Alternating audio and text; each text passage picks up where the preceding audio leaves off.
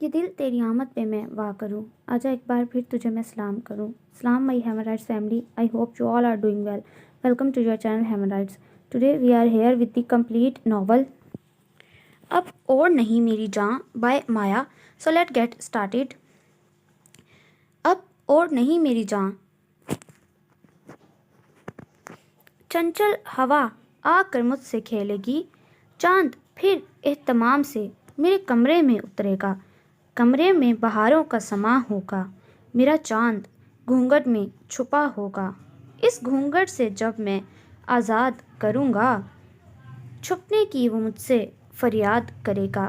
آنکھ کا کاجل، بکھرا آنچل، گجرا مہندی اور سنگھار، اتنے ہوں گے اس کے ہتھیار، اور میں ہوں گا خالی ہاتھ، خالی ہاتھوں جب میں اس کو مالا مال کروں گا۔ رات کا آنچل دھیرے دھیرے ڈھل کر رکے گا، اور آسماں کا چاند مجھ سے جل کر دور کہیں چھپ جائے گا۔ واہ واہ، زبردست انتہا! عدنان دانش نے اپنی نظم سنا کر ختم کی تو چاروں طرف سے داد کے ڈونگرے برسنے لگے۔ حسب حال نظم ہے۔ شاہد نے کھوئے ہوئے سے اکراش کی طرف دیکھتے ہوئے شرارت سے کہا۔ کیسی ہے؟ عدنان نے بھی اکراش کی جانب دیکھتے پوچھا۔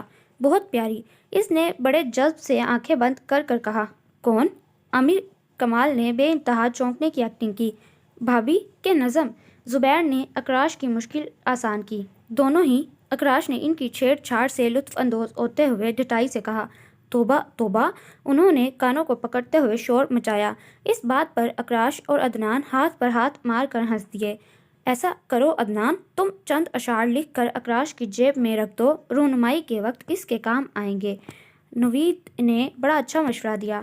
میں اس سے ملنے سے قبل کیوں اشعار کا اہتمام کروں؟ عام سا شخص بھی اسے دیکھے تو شاعر بن جائے۔ اکراش نے فوراً جواب دیا۔ ماشاء اللہ! خربوزے نے خربوزے کو دیکھ کر رنگ پکڑ ہی لیا۔ وسیم جو شاعری سے چڑھتا تھا جل کر بولا۔ کافی دیر سے عدنان دانش ہی کی آؤ بھگت ہو رہی تھی، اور دلہا کے قریب ہی وہی بیٹھا تھا۔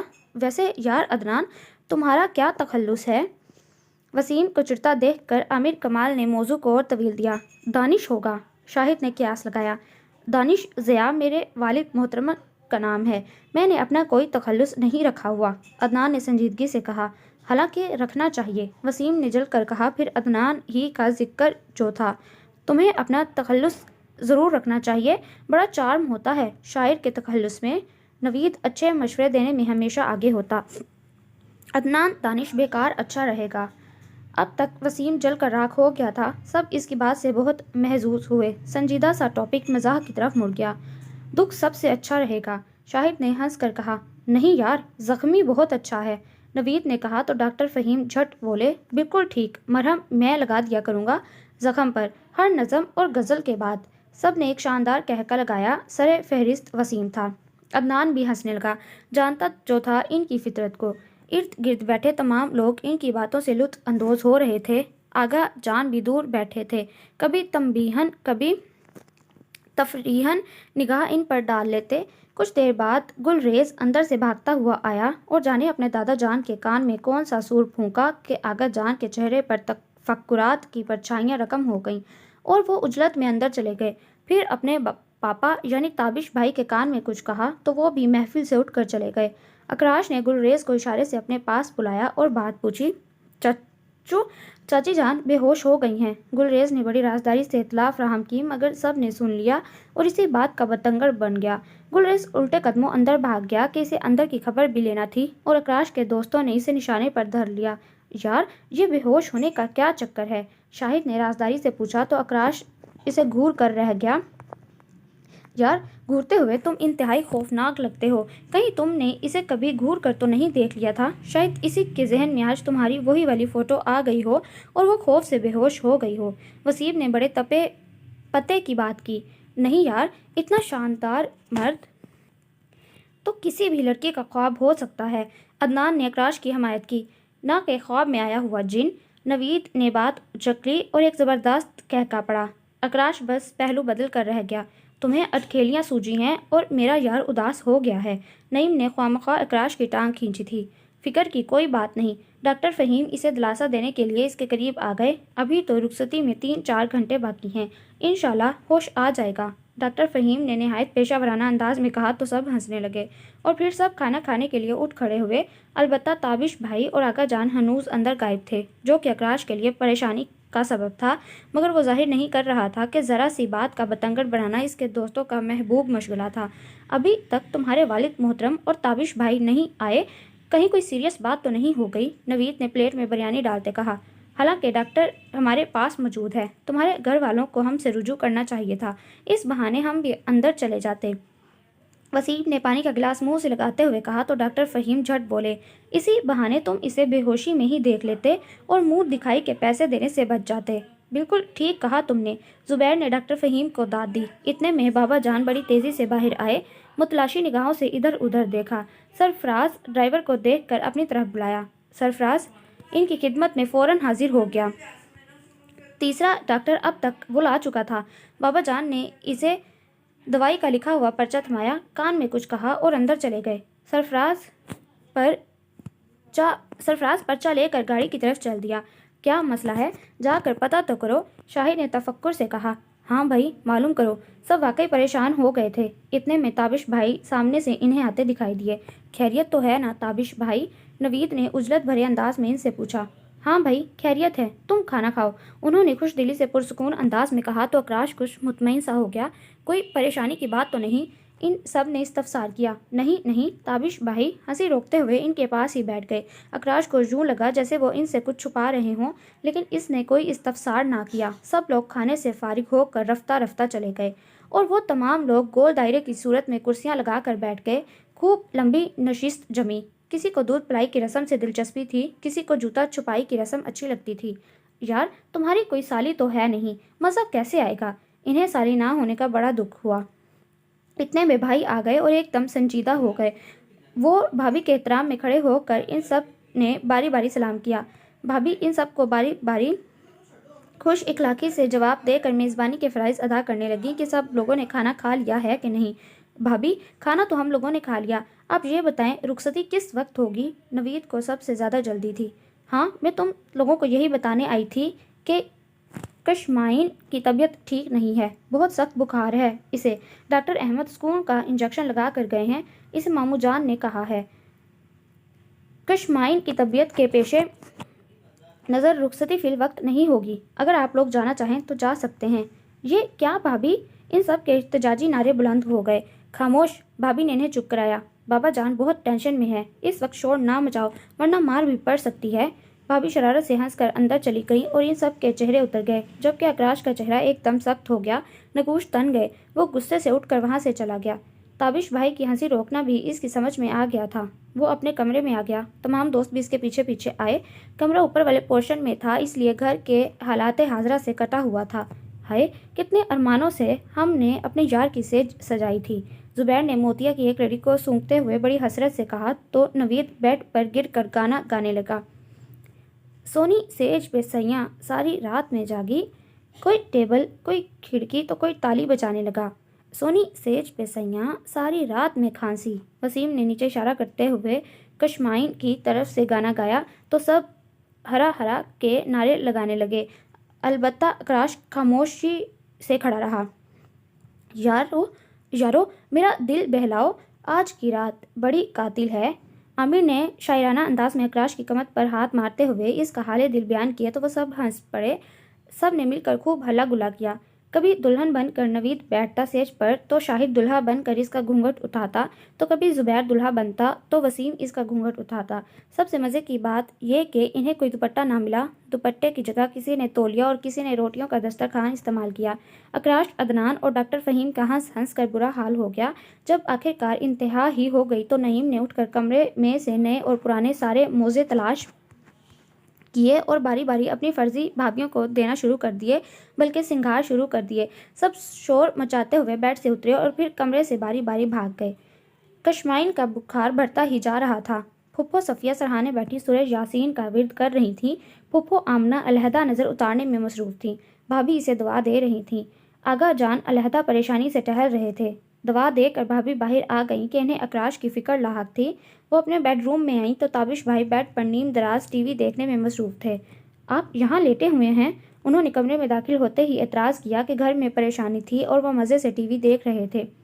तो कहाँ जा कर लेटूँ?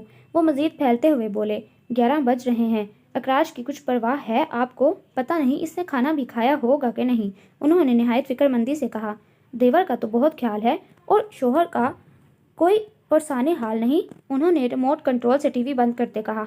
आपको क्या हुआ? वो तनक कर बोली। अच्छे भले तो नज़र आ रहे हैं, सुबह से काम में लगाया हुआ है, उन्होंने एहसान जताया। इतने सारे जो नौकर थे वो सारे क्या हाथ पर हाथ रख कर बैठे थे? उन्होंने उल्टा सवाल किया।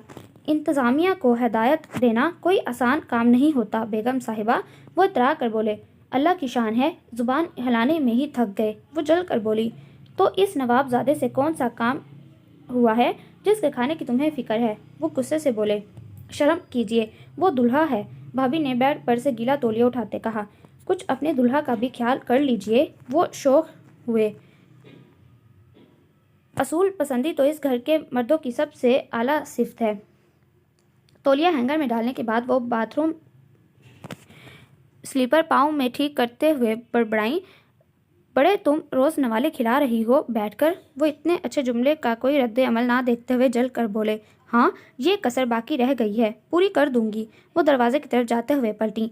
कब करोगी मेरी जान? वो एक ही जस्ट में इनके पास आए। खुदा के वास्ते जाकर अपने भाई को देख लीजिए, मुझे लगता है वो सबसे नाराज़ है, जब ही अकड़ कर ऊपर पड़ा है, नीचे नहीं आया। बिल्कुल ठीक नाराज़ है। भला क्या ज़रूरत थी रुखसती रोकने की? मैं होता तो हंगामा खड़ा कर देता, वो तो फिर भी शराफत से ऊपर पड़ा है। तुम्हें याद नहीं, जब कुल रुख होने वाला था फुफ्फो ने तुम्हें अपने यहाँ रोक लिया था। मैंने तो 4 दिन में ही वो पागलपन के मुजाहिरे किए कि फुफ्फो खुद ही छोड़ने आ गई थी तुम्हें। भाभी ने अपना सर पीट लिया। आपसे किसी सलीके की बात की तवक्को नहीं की जा सकती, तो जाओ खुद दे आओ इसे सलीके से दिलासा। वो वापस आकर बेड पर ले गए और टीवी ऑन कर दिया। खौमखा वक्त ज़ाया किया मैंने, भाभी बुड़बुड़ाती हुई कमरे से बाहर आ गईं।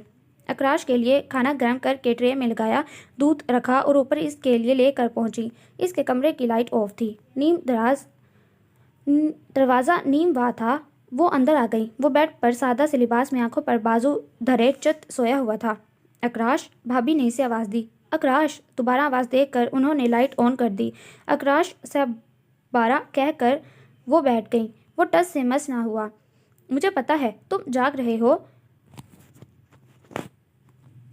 वरना सोया हुआ आदमी तीसरी आवाज़ तक उठ जाता है, उन्होंने बड़े वसूख से कहा।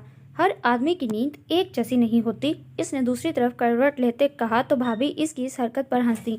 जानती हूँ तुम नाराज़ हो और तुम्हारी नाराज़गी वजह है, मगर ऐसी भी क्या खुदगर्जी कि आदमी को अपनी ही फिक्र लाहक रहे, दूसरे का ख्याल तक ना आए। दिल में सारा घर कशमाइन के लिए बेचैन है, परेशान है, और तुमने आकर इसका हाल हवाल तक न पूछा। तुम तो इस तरह मुंह फुला कर लेट गए हो जैसे हम सब ने जान पूछ कर पहले कशमाइन को बुखार चढ़ाया हो और फिर तुम्हारी रुखसती रोकी। भाभी गुस्से से कहकर उठ खड़ी हुई। और हाँ, रुखसती मामू जान की मर्जी पर रोकी गई है, वरना तुम्हारे भाई ने कहा था कि घर की तो बात है, कर दें रुखसती, क्या फ़र्क पड़ता है। मगर वो गुस्से में आ गए और बोले, अगर आज रुखसती नहीं होगी तो क़यामत आ जाएगी क्या? और तुम जानते ही हो मामू जान को किस कदर हसास हैं कशमाइन के बारे में। आखिर इसे हुआ क्या है? भाभी ने इसे बोलने और पूछने पर मजबूर कर ही दिया था। भाभी इसके कुछ नाराज़ कुछ ज़िद्दी लहजे पर हंस दी। 3-4 रोज़ से इसकी तबीयत ठीक नहीं थी, बुखार भी था थोड़ा थोड़ा, रात से तो बिल्कुल मदहोश पड़ी थी। मैं काम काज में मसरूफ़ रही, मामू जान भी मसरूफ़ थे। हमें तो सुबह ही पता चला कि इसे 105 डिग्री बुखार है। नकाहत और कमज़ोरी से वो कई बार बेहोश भी हुई है। बहरहाल तुम फिक्र न करो, सब ठीक हो जाएगा, उन्होंने मुशफिकाना अंदाज इख्तियार करते हुए इसे समझाया। और हाँ, खाना रख दिया है मैंने, खा लेना। भाभी इसे मुतमईन करके नीचे आ गई। कशमाइन के कमरे में गई तो वो सुकून से सोई हुई थी। उन्होंने इसकी पेशानी पर हाथ रख कर बुखार चेक किया। पेशानी पर पसीने आ रहे थे और बदन ठंडा हो रहा था। थर्मामीटर से बाकायदा चेक करने की गर्ज से वो उठी कि आगा जान बुड़बुड़ाते हुए कमरे में आ गए। दोनों बेटे इस कदर नाहंजार हैं कि हद नहीं। राफिया और आमना को घर भिजवाना था। सारी हवेली के दरवाजे ऐसे ही खुले पड़े हैं, बाहर का बखेड़ा अलग پھیلا ہوا ہے، مجال ہے جو ذمہ داری سے کر لیں کچھ، بس باپ نے نوکر چھوڑے ہوئے ہیں، انہیں کیا فکر۔ وہ اپنے بیٹوں کو لان تان کر کے بیٹھ گئے۔ کیسی طبیعت ہے اب شامی کی؟ ان کا غصہ ٹھنڈا ہوا تو وہ بھابھی سے مخاطب ہوئے۔ آپ بے فکر ہو کر سو جائیے، بخار کچھ ہلکا ہوا ہے، انشاءاللہ دوا سے اور فرق پڑے گا۔ میں سو رہی ہوں شامی کے پاس۔ بھابھی نے آغا جان کو مزید پریشان نہ ہونے کی غرض سے مطمئن کیا۔ جیتی رہو۔ آغا جان نے ان کے سر پر ہاتھ رکھ کر شفقت سے دعا دی۔ ایک تم ہی ہو جو میں کچھ زندہ ہوں، ورنہ میرے بیٹے لا حول ولا۔ بھابھی ان کی بات پر ہنس دی۔ آغا جان اپنے کمرے میں چلے گئے۔ آغا شہاب زمان کے 2 بیٹے اور 2 بیٹیاں تھیں۔ آغا خلیق الزمان اور شفیع الزمان باپ کی وراثت کے برابر کے مالک تھے۔ آغا خلیق الزمان کی شادی تو ان کے والد محترم کی زندگی میں ہو گئی، جبکہ شفیع الزمان کی صرف نسبت طے تھی چاچا کے ہاں۔ والد کی وفات کے بعد شفیع الزمان نے اس نسبت سے انکار کر دیا اور اجنبی خاندان غیر ذات سے حمیدہ بیگم کو بہا لائے، جو کہ آغا فیملی کی عزت اور ناموس پر ایک بھرپور تماچا تھا۔ آغا خلیق الزمان نے عزت اور ناموس کو اولویت دی اور حمیدہ بیگم کو قبول کرنے سے انکار کر دیا۔ اس بات کا شفیع الزمان پر خاطر خواہ کوئی اثر نہ ہوا، کیونکہ وہ حمیدہ بیگم کے حسن پر جی جان سے فدا ہو چکے تھے، سو انہوں نے اپنے سسرال میں ہی رہنا شروع کر دیا۔ آغا خلیق الزمان کے ہاں ایک نئے وارث نے جنم لیا تو انہیں اس خوشی کے موقع پر بھائی کی کمی شدت سے محسوس ہوئی۔ انہوں نے اپنے بیٹے کا نام تابش زمان رکھا۔ حمیدہ بیگم کے والدین حیات نہ تھے، صرف ان کے 2 بھائی تھے، لطیف اور جمال۔ حمیدہ بیگم اور اس کے بھائی کم تر طبقے کے لوگ تھے، طرز زندگی بھی کچھ خاص نہ تھا۔ خلیق الزمان کا خیال تھا کہ کچھ عرصے بعد ان کا بھائی زندگی کی مصیبتوں سے گھبرا کر واپس لوٹ آئے گا، مگر ایسا نہ ہو سکا اور شفیع الزمان کے ہاں ایک بیٹی نے جنم لیا، جس کا نام انہوں نے شاہینہ رکھا۔ خلیق الزمان تمام باتیں پسے پشت ڈال کر بھائی کو لینے آ گئے کہ انہیں بھتیجی ہونے پر بے انتہا خوشی تھی۔ حویلی میں آتے ہی حمیدہ بیگم نے اپنے شوہر کی وراثت کا بٹوارا کرنے کا مطالبہ کیا، جس کا انہیں بے حد افسوس اور صدمہ ہوا، لیکن انہوں نے جائیداد کے حصے نہ کیے کیونکہ وہ جانتے تھے کہ ان کا بھائی بے راہروی کا شکار ہے اور وہ دولت کو بیکار کاموں میں لٹا دے گا، سو حمیدہ بیگم کا مطالبہ پورا نہ ہو سکا۔ جبکہ تابش کے بعد اکراش نے جنم لیا تو حمیدہ بیگم تل ملا کر رہ گئیں کہ ان کے ہاں ابھی تک وارث پیدا نہ ہوا تھا۔ پھر شاہینہ کے بعد شفیع الزمان کے ہاں ایک اور بیٹی نے جنم لیا، جن کا نام خلیق الزمان اور زیتون بیگم نے کشمائن رکھا۔ آغا جان چاہتے تھے کہ وہ اپنے بھائی کی دونوں بیٹیوں کو اپنے بیٹوں سے بہا لائیں، اور جب انہوں نے یہ ارادہ اپنے بھائی کے سامنے ظاہر کیا تو حمیدہ بیگم بھڑک کر بولیں، یہ سب جائیداد ہتھیانے کے طریقے ہیں، ورنہ جس شخص نے مجھے قبول نہ کیا وہ میری بیٹیوں کو کیسے قبول کرنے جا رہا ہے۔ آغا جان طیش میں آ گئے اور فخر سے بولے، میں اپنے بھائی شفیع الزمان کی بیٹیاں اور آغا شہاب زمان کی پوتیاں لے رہا ہوں، کوئی کمی کمین خاندان کو ترجیح نہیں دے رہا۔ حمیدہ بیگم کو کمی کمین والی بات تیر کی طرح لگی اور وہ ناگن کی طرح پھنکار کر بولی، میں مر جاؤں گی مگر تم جیسے کمینے شخص کو اپنی بیٹیاں نہ دوں گی۔ آغا جان ایک معمولی عورت کے منہ سے یہ بات برداشت نہ کر پائے اور بڑے طنز سے مسکرا کر بولے، کون لے گا تمہاری بیٹیاں؟ یہ بات شفیع الزمان کو ہتھے سے اکھاڑ لے گئی۔ بات اس قدر بڑھی کہ بھائی بھائی کا دشمن ہو گیا اور آخرکار شفیع الزمان اپنے حصے کی تمام جائیداد اور اپنے بیوی بچوں کو لے کر واپس اپنے سسرال آ گئے اور باقاعدہ وہاں رہائش اختیار کر لی۔ اپنی دولت سے اپنے سسرال کا طرز زندگی بھی بلند کیا اور بیوی کے بھائیوں کو کاروبار کے لیے رقم بھی دی۔ شفیع الزمان کے حصے میں دولت اس قدر آئی تھی کہ اگر وہ بیٹھ کر بھی کھاتے تو زندگی آرام سے گزر جاتی، لیکن ایسا نہ ہوا۔ کچھ تو شفیع الزمان کی زندگی بے راہروی کا شکار تھی، کچھ لطیف اور جمال نے انہیں زندگی کی عشرتوں سے مزید روشناس کروایا، جس نے شفیع الزمان میں کسی بھی صلاحیت کو پنپنے نہ دیا۔ آغا خلیق الزمان الگ بھائی کی ہٹ درمی اور بربادی پر دل کے عارضے میں مبتلا ہو گئے۔ حمیدہ بیگم کے بڑے بھائی لطیف نے بہن کو اکسا بھڑکا کر اپنے بیٹے اقبال کا رشتہ شاہینہ کے لیے مانگ لیا، جس پر حمیدہ بیگم کی خوشی دیدنی تھی۔ انہوں نے فوراً شاہینہ کا نکاح اقبال سے کر کے خلیق الزمان کے منہ پر زوردار تماچا دے مارا، جبکہ کشمائن کی صرف نسبت طے کی چھوٹے بیٹے شوکت کے ساتھ۔ حمیدہ بیگم کے دونوں بھائیوں نے دولت ہتھیانے کے لیے بہن سے چھپ کر بنوئی کو نشے کا عادی بنایا۔ جب حمیدہ بیگم کو علم ہوا کہ ان کا شوہر موت کی طرف خود اپنے قدموں سے چل کر جا رہا ہے تو وہ بھائیوں سے الجھ گئیں۔ بھائیوں نے سارا الزام خلیق الزمان پر رکھ دیا کہ انہوں نے انتقام لینے کے لیے ایسا کیا، لیکن جلد ہی حمیدہ بیگم نے اپنی آنکھوں سے اپنے بھائیوں کو شفیع الزمان کو زہر پلاتے دیکھ لیا۔ وہ اپنے سہاگ کو لٹتا دیکھ نہ سکیں۔ ان کے خون میں آگ سی لگ گئی۔ جن سانپوں کو وہ دودھ پلا رہی تھیں وہی انہیں ڈس رہے تھے، ان کی جڑیں کاٹ رہے تھے، ان کا سائبان چھین رہے تھے۔ انہوں نے فوراً ہی ریوالور نکالا اور بھائیوں پر تان لیا۔ لطیف اور جمال ہکا بکا رہ گئے۔ حمیدہ بیگم نے ایک لمحہ بھی تاخیر کیے بغیر گولی چلا دی۔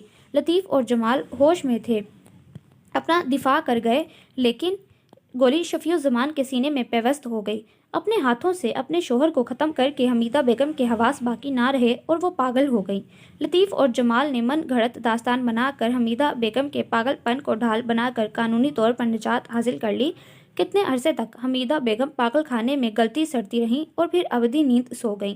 دونوں بیٹیاں ان لوگوں کے پاس رہیں۔ خلیق الزمان نے بہت کوشش کی وہ کسی طرح سے دونوں بھتیجیوں کو ان کے چنگل سے آزاد کرا لیں۔ بھائی کی موت نے انہیں بالکل توڑ پھوڑ کر رکھ دیا تھا، لیکن ایسا نہ ہو سکا کیونکہ شاہینہ باقاعدہ اقبال کی منکوحہ بن چکی تھی جبکہ کشمائن ابھی چھوٹی تھی۔ شاہینہ اپنا اچھا برا جاننے لگی تھی جبکہ کشمائن کو کچھ علم نہ تھا۔ خلیق الزمان کے دن کا چین اور راتوں کی نیند حرام ہو گئی۔ معاملہ اگر بیٹوں کا ہوتا تو شاید وہ آنکھیں بند کر لیتے، لیکن بیٹیوں کی طرف سے لا علمی عزت اور ناموس پر دھبے کی علامت تھی۔ آخرکار آغا جان قانونی طور پر کشمائن کو لینے میں کامیاب ہو گئے اور فوراً ہی اس کا نکاح اکراش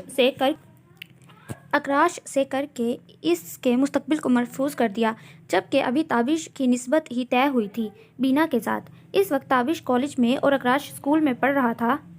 آغا جان نے کشمائن کو حاصل کرنے کے بعد شاہینہ کے لیے بڑی تگ و دو کی اور انہوں نے یہ فیصلہ کیا کہ چاہے انہیں ساری جائیداد خود شفیع الزمان کی تھی لطیف اور جمال کو دینی پڑے، وہ شاہینہ کو آزاد کرا کے لے جائیں گے، مگر ایسا نہ ہوا اور اس سے قبل ہی خبر آ گئی کہ شاہینہ نے بجلی کی تاروں کو ہاتھ پر لپیٹ کر سوئچ آن کر دیا اور خودکشی کر لی۔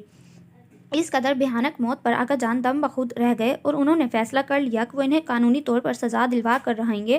انہوں نے شاہینہ کے قتل کا مقدمہ دائر کیا اور ٹھوس دلائل کی بنیاد پر لطیف، جمال اور اقبال مجرم ثابت ہوئے اور انہیں جیل بھجوا دیا گیا۔ شاہینہ کی خودکشی کی وجہ بھی عدالت میں اقبال جرم سے پتہ چلی۔ وہ لوگ چاہتے تھے شاہینہ اپنے تایا جان سے مراسم بڑھا کر کشمائن کو بھی لے آئے اور اپنے والد کی جو بچی کچی جائیداد ہے ان کی جھولی میں ڈال دے۔ شاہینہ نے پیسہ تو انہیں دے دیا لیکن کشمائن کو لانے پر راضی نہ ہوئی۔ اسے راضی کرنے کے لیے وہ لوگ شاہینہ پر تشدد کرتے، جس پر تنگ آ کر شاہینہ نے ایک بار ہی خودکشی کر لی۔ زیتون بیگم نے اور آغا جان نے کشمائن کو بالکل بیٹیوں کی طرح لاڈ سے پالا اور اس کی ہر خواہش کو پہلا مقام دیا۔ تمام حالات وقتاً فوقتاً تابش اور اکراش کے سامنے آتے رہے۔ اکراش نے اول دن سے ہی کشمائن کو کچھ خاص اہمیت اور مقام نہ دیا، جبکہ تابش اپنا بڑا پن رکھتے اور کشمائن کے ساتھ محبت سے پیش آتے، کیونکہ وہ اچھی طرح جانتے تھے کہ جو کچھ بھی چچا شفیع نے کیا وہ اور چچی نے کیا، اس میں کشمائن کا قصور نہیں۔ جبکہ اکراش کے دل میں یہ بات بیٹھ گئی تھی کہ چچا اور چاچی کی وجہ سے بابا جان کو بہت سے صدمات سے دوچار ہونا پڑا۔ حمیدہ بیگم اچھی عورت نہیں تھیں، اسی وجہ سے بھائی کو بھائی سے علیحدہ ہونا پڑا، اور کشمائن حمیدہ بیگم کی بیٹی تھی۔ وہ کشمائن جو گھر بھر کی آنکھوں کی ٹھنڈک تھی، اکراش کے لیے باعث نفرت رہی، کچھ اس لیے بھی کہ والدین اسے بہت چاہتے تھے سب کچھ جاننے کے باوجود، اور کچھ اس لیے بھی کہ وہ بابا جان کی حمایت حاصل کر کے ہمیشہ اوٹ پٹانگ قسم کی حرکتوں میں وقت ضائع کرتی۔ پڑھائی کی تو وہ انتہائی چور تھی، اسکول جانے کے نام پر اس کا دم نکلتا، روزانہ بخار کا بہانہ کر کے وہ دم ساتھ لیتی، کبھی بیلا، کبھی مینا، کبھی شاداں کے گھر پائی جاتی۔ ان ہی دنوں تابش بھائی کی شادی بینا بھابھی سے ہو گئی۔ بینا بھابھی دلہن بن کر حویلی میں آئیں تو کشمائن کی دلچسپیاں مزید بڑھ گئیں۔ بھابھی کے رنگ برنگے کپڑے، میک اپ، زیورات سے وہ بہت مرغوب ہوتی اور خود بھی ہر وقت دلہن بننے کے چکر میں رہتی۔ وہ تھی ہی اتنی پیاری کہ بھابھی اسے خود اپنے ہاتھوں سے سجاتی تو وہ بالکل شہزادی لگنے لگتی۔ اور ایک روز زیتون بیگم ہنستا بستا گھر چھوڑ کر خالق حقیقی سے جا ملی۔ بڑی اماں کے مرنے پر وہ بہت روئی تھی کہ ہوش سنبھالتے ہی اس نے انہیں ماں کی صورت میں پایا۔ ان کے جانے کے بعد اس طرح وہ مزید بڑے بابا کے قریب ہو گئی۔ بڑے بابا یعنی آغا جان اسے ہمیشہ تابش اور اکراش پر ترجیح دیتے۔ آغا جان اس پر پڑھائی کے معاملے میں زیادہ سختی نہ کرتے، اس لیے کوئی اور بھی اس معاملے میں دخل اندازی نہ کرتا۔ نتیجتاً کشمائن نہ پڑھ سکی، جبکہ اکراش اپنے تعلیمی مدارج بتدریج طے کرتا رہا۔ 4 سال بعد وہ اپنی تعلیم مکمل کر کے اپنے آبائی گاؤں لوٹا تھا۔ حویلی میں بہت کچھ بدل گیا تھا۔ تابش بھائی بالترتیب 4 بچوں کے باپ بن چکے تھے۔ گلریز، گل رخ، گلشاد 3 بیٹے اور رحمہ 1 بیٹی تھی۔ بھابھی جان مکمل طور پر رکھ رکھاؤ والی ماں لگتی تھیں۔ آقا جان اپنے کردار اور افکار کی بدولت گاؤں کے تمام لوگوں کے لیے سرپرست کی حیثیت رکھتے تھے۔ بدلہ نہیں تھا تو صرف ایک کشمائن کا طرز زندگی، وہی اٹکھیلیاں، سجنا سنورنا، کھیلنا کودنا بدستور قائم تھا۔ گاڑی سڑک پر رواں دراں تھی۔ شام کے دھندلکے سائے پھیل رہے تھے۔ سرسبز جھومتے لہلہاتے کھیت، سبک روی سے بہتا ندی کا پانی، قد آور تناور درختوں کا قطار بہ قطار گاڑی کے ساتھ چلنا، سب کچھ بہت بھلا لگ رہا تھا۔ اس کے ساتھ عامر کمال بھی آیا۔ دونوں مناظر سے لطف اندوز ہوتے باتیں کرتے ہوئے اپنی منزل کی طرف رواں دواں تھے کہ راستے میں انہوں نے آم کے باغوں میں گاؤں کی بہت ساری الہڑ دوشیزاؤں کو کھیلتے دیکھا۔ وہ ہنسنے اور کھیلنے میں اس قدر مصروف تھی کہ انہیں گرد و پیش کا ذرا ہوش نہ تھا۔ سرِ فہرست ان میں کشمائن بھی تھی۔ عامر کمال بڑی دلچسپی سے انہیں دیکھنے لگا۔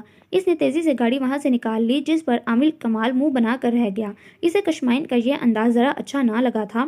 حویلی میں اس کے آنے پر خاص انتظامات کا اہتمام ہوا تھا۔ تابش بھائی اور بچے سب اس کے آنے پر بے انتہا خوش تھے۔ کھانے کے وقت بابا نے کشمائن کے بارے میں پوچھا تو بھابھی نے بتایا کہ وہ بیلا کے گھر گئی ہوئی ہے، مگر وہ تو باغوں میں کھیل رہی تھی۔ اکراش نے اطلاع فراہم کی۔ تو کیا ہوا؟ تمام سہیلیاں مل کر چلی گئی ہوں گی کھیلنے۔ بابا جان نے کچھ اثر نہ لیا اس بات کا۔ مگر بابا جان، اس وقت، اس نے اچنبھے سے کہا، اور وقت کوئی سا بھی ہو، گاؤں کا وہ حسن اور معصومیت اب باقی نہیں رہی کہ لڑکیاں یوں اٹکھیلیاں کرتی پھریں۔ اس نے اپنی سوچ ظاہر کی۔ بابا جان نے اس کی بات کو کوئی اہمیت نہ دی۔ رحمہ سے کھیلتے رہے جب کہ تابش بھائی بھی انسنی کر اٹھ کھڑے ہوئے اور گیسٹ روم سے عامر کمال کو بلانے چل دیے۔ وہ اس بات پر سلجھ کر رہ گیا۔ اب مستقل یہاں آ گیا تھا وہ، اس لیے اس نے کاروباری کاموں میں دلچسپی لینا شروع کی، جس پر یہ عقدہ کھلا کہ چاروں طرف سے پیسہ بیکار ضائع ہو رہا ہے، حاصل کچھ نہیں ہو رہا۔ بابا جان اور تابش بھائی اس قدر غیر ذمہ داری کا ثبوت دے رہے تھے، وہ سوچ بھی نہ سکتا تھا۔ بابا جان تو غریب مزدوروں کی ضرورتیں اس طرح پوری کر رہے تھے جیسے وہ کوئی سیاسی لیڈر ہوں یا سیاست میں آنے کے لیے ووٹ بنا رہے ہوں، جبکہ تابش بھائی علیحدہ پرانے مقامات میں الجھے نظر آتے۔ اور پھر تابش بھائی اور بابا جان سے اس نے 2 ٹوک بات کی کہ کیا سوچ کر ان لوگوں نے سب کچھ منشی اور ملازموں کے حوالے کر رکھا ہے۔ آم کے اتنے باغات سیزن پر بہترین آم دیتے ہیں، کیوں ان لوگوں نے کسی فرم سے باقاعدہ کانٹریکٹ نہیں کیا جہاں پھل آسانی سے سپلائی ہوتا؟ سرسوں کی فصل میں الگ سیم لگ گیا تھا اور عنقریب حکومت کے پروگرام کے تحت وہاں سے سڑک نکلنے کا کام شروع ہونے والا تھا۔ کب از وقت معاہدہ کر کے وہ فصل بیچ دیں جو زیادہ رقبے پر بھی نہیں، گنے کی پیداوار کو اور بڑھائیں اور لاہور میں شوگر مل لگائیں۔ اس طرح ہم وقت کے ساتھ ترقی بھی کرتے رہیں گے اور حکومت کا بھی فائدہ رہے گا۔ اور جو کپاس کی فصل ہے، اسے بیچ کر میں اور تابش بھائی اسلام آباد میں ایک شاندار سا ہوٹل تعمیر کرائیں گے، جس سے ہمیں شہرت بھی ملے گی اور دولت بھی خوب۔ اس نے پرجوش انداز میں کہا۔ تابش بھائی کی طرف دیکھا، انہوں نے اس کے پروگرام کی تائید کی۔ اور وہ جو ہے نا ہمارے پرکھوں کی بلند و بالا حویلی، اسے مسمار کرا کے مزاروں کے لیے کوارٹر تعمیر کرائیں گے جو ہماری زمینوں پر کام کریں گے۔ اور کچھ رہ گیا ہے تو وہ بھی توڑ دو اور بیچ دو۔ اس نے بات ختم کی تو بابا جان جل کر بولے، پاگل ہو گئے ہو تم؟ اپنی زمینیں، اپنی پشتوں کی زمینیں بیچیں گے ہم؟ بابا جان کڑک لہجے میں بولے۔ تابش بھائی، بابا جان کو آپ ہی کچھ سمجھائیں۔ آپ کو تو اتنا پڑھا لکھا کر بابا جان نے صرف ان مقدموں میں الجھا کر رکھ دیا ہے جو ہمارے چاچا جان ہمارے لیے بو گئے تھے۔ وہ دانت کچکچا کر بولے، خبردار جو میرے بھائی کے لیے کچھ الٹا سیدھا بولے تم۔ بابا جان غصے میں آ گئے۔ بہت عالی شان تھے نا آپ کے بھائی، جن کے لیے میں نے اپنے منہ سے الفاظ نکالے تو ان کی بے حرمتی ہو جائے گی۔ وہ بھی غصے میں آ گیا۔ اور ایک ان کی بیٹی ہے جن کے رات دن کے چونچلے ہی پورے نہیں ہوتے۔ وہ اپنے کسی بھی پروگرام کوئی اہمیت نہ پا کر بابا جان کی کمزوریوں کو پکڑنے لگا۔ تابش، میں کہتا ہوں اس کا منہ بند کراؤ ورنہ اچھا نہیں ہوگا، بابا جان گرج کر بولے، یعنی اس کا تیر نشانے پر لگا تھا۔ آیا بڑا فلاسفر، افلاطون کی اولاد، مجھے سمجھائے گا کیا کرنا ہے کیا نہیں؟ بابا جان اسے چڑھاتے ہوئے بولے۔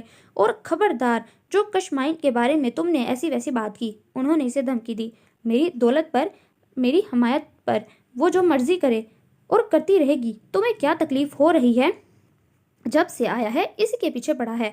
بابا جان نے 2-3 بار اسے کشمائن کو نظر انداز کرتے دیکھ لیا تھا، جب ہی سلگ کر بولے، اب تک کوئی تکلیف نہیں دی تھی، اب ضرور ہوگی۔ اس نے جل کر سوچا اور پاؤں پٹکتا ہوا باہر آ گیا۔ تابش بھائی بھی اس کے پیچھے پیچھے اس کے کمرے میں آ گئے۔ یار اکراش، یا تو تم بابا جان سے بات نہ کیا کرو، اور اگر کیا کرو تو اپنی ضد اور غصے کو میرے پاس رکھوا جایا کرو، تاکہ بات ہی رہے، بحث اور جھگڑا نہ بنے۔ وہ پانی پی کر گلاس زور سے پٹک کر بیٹھ گیا۔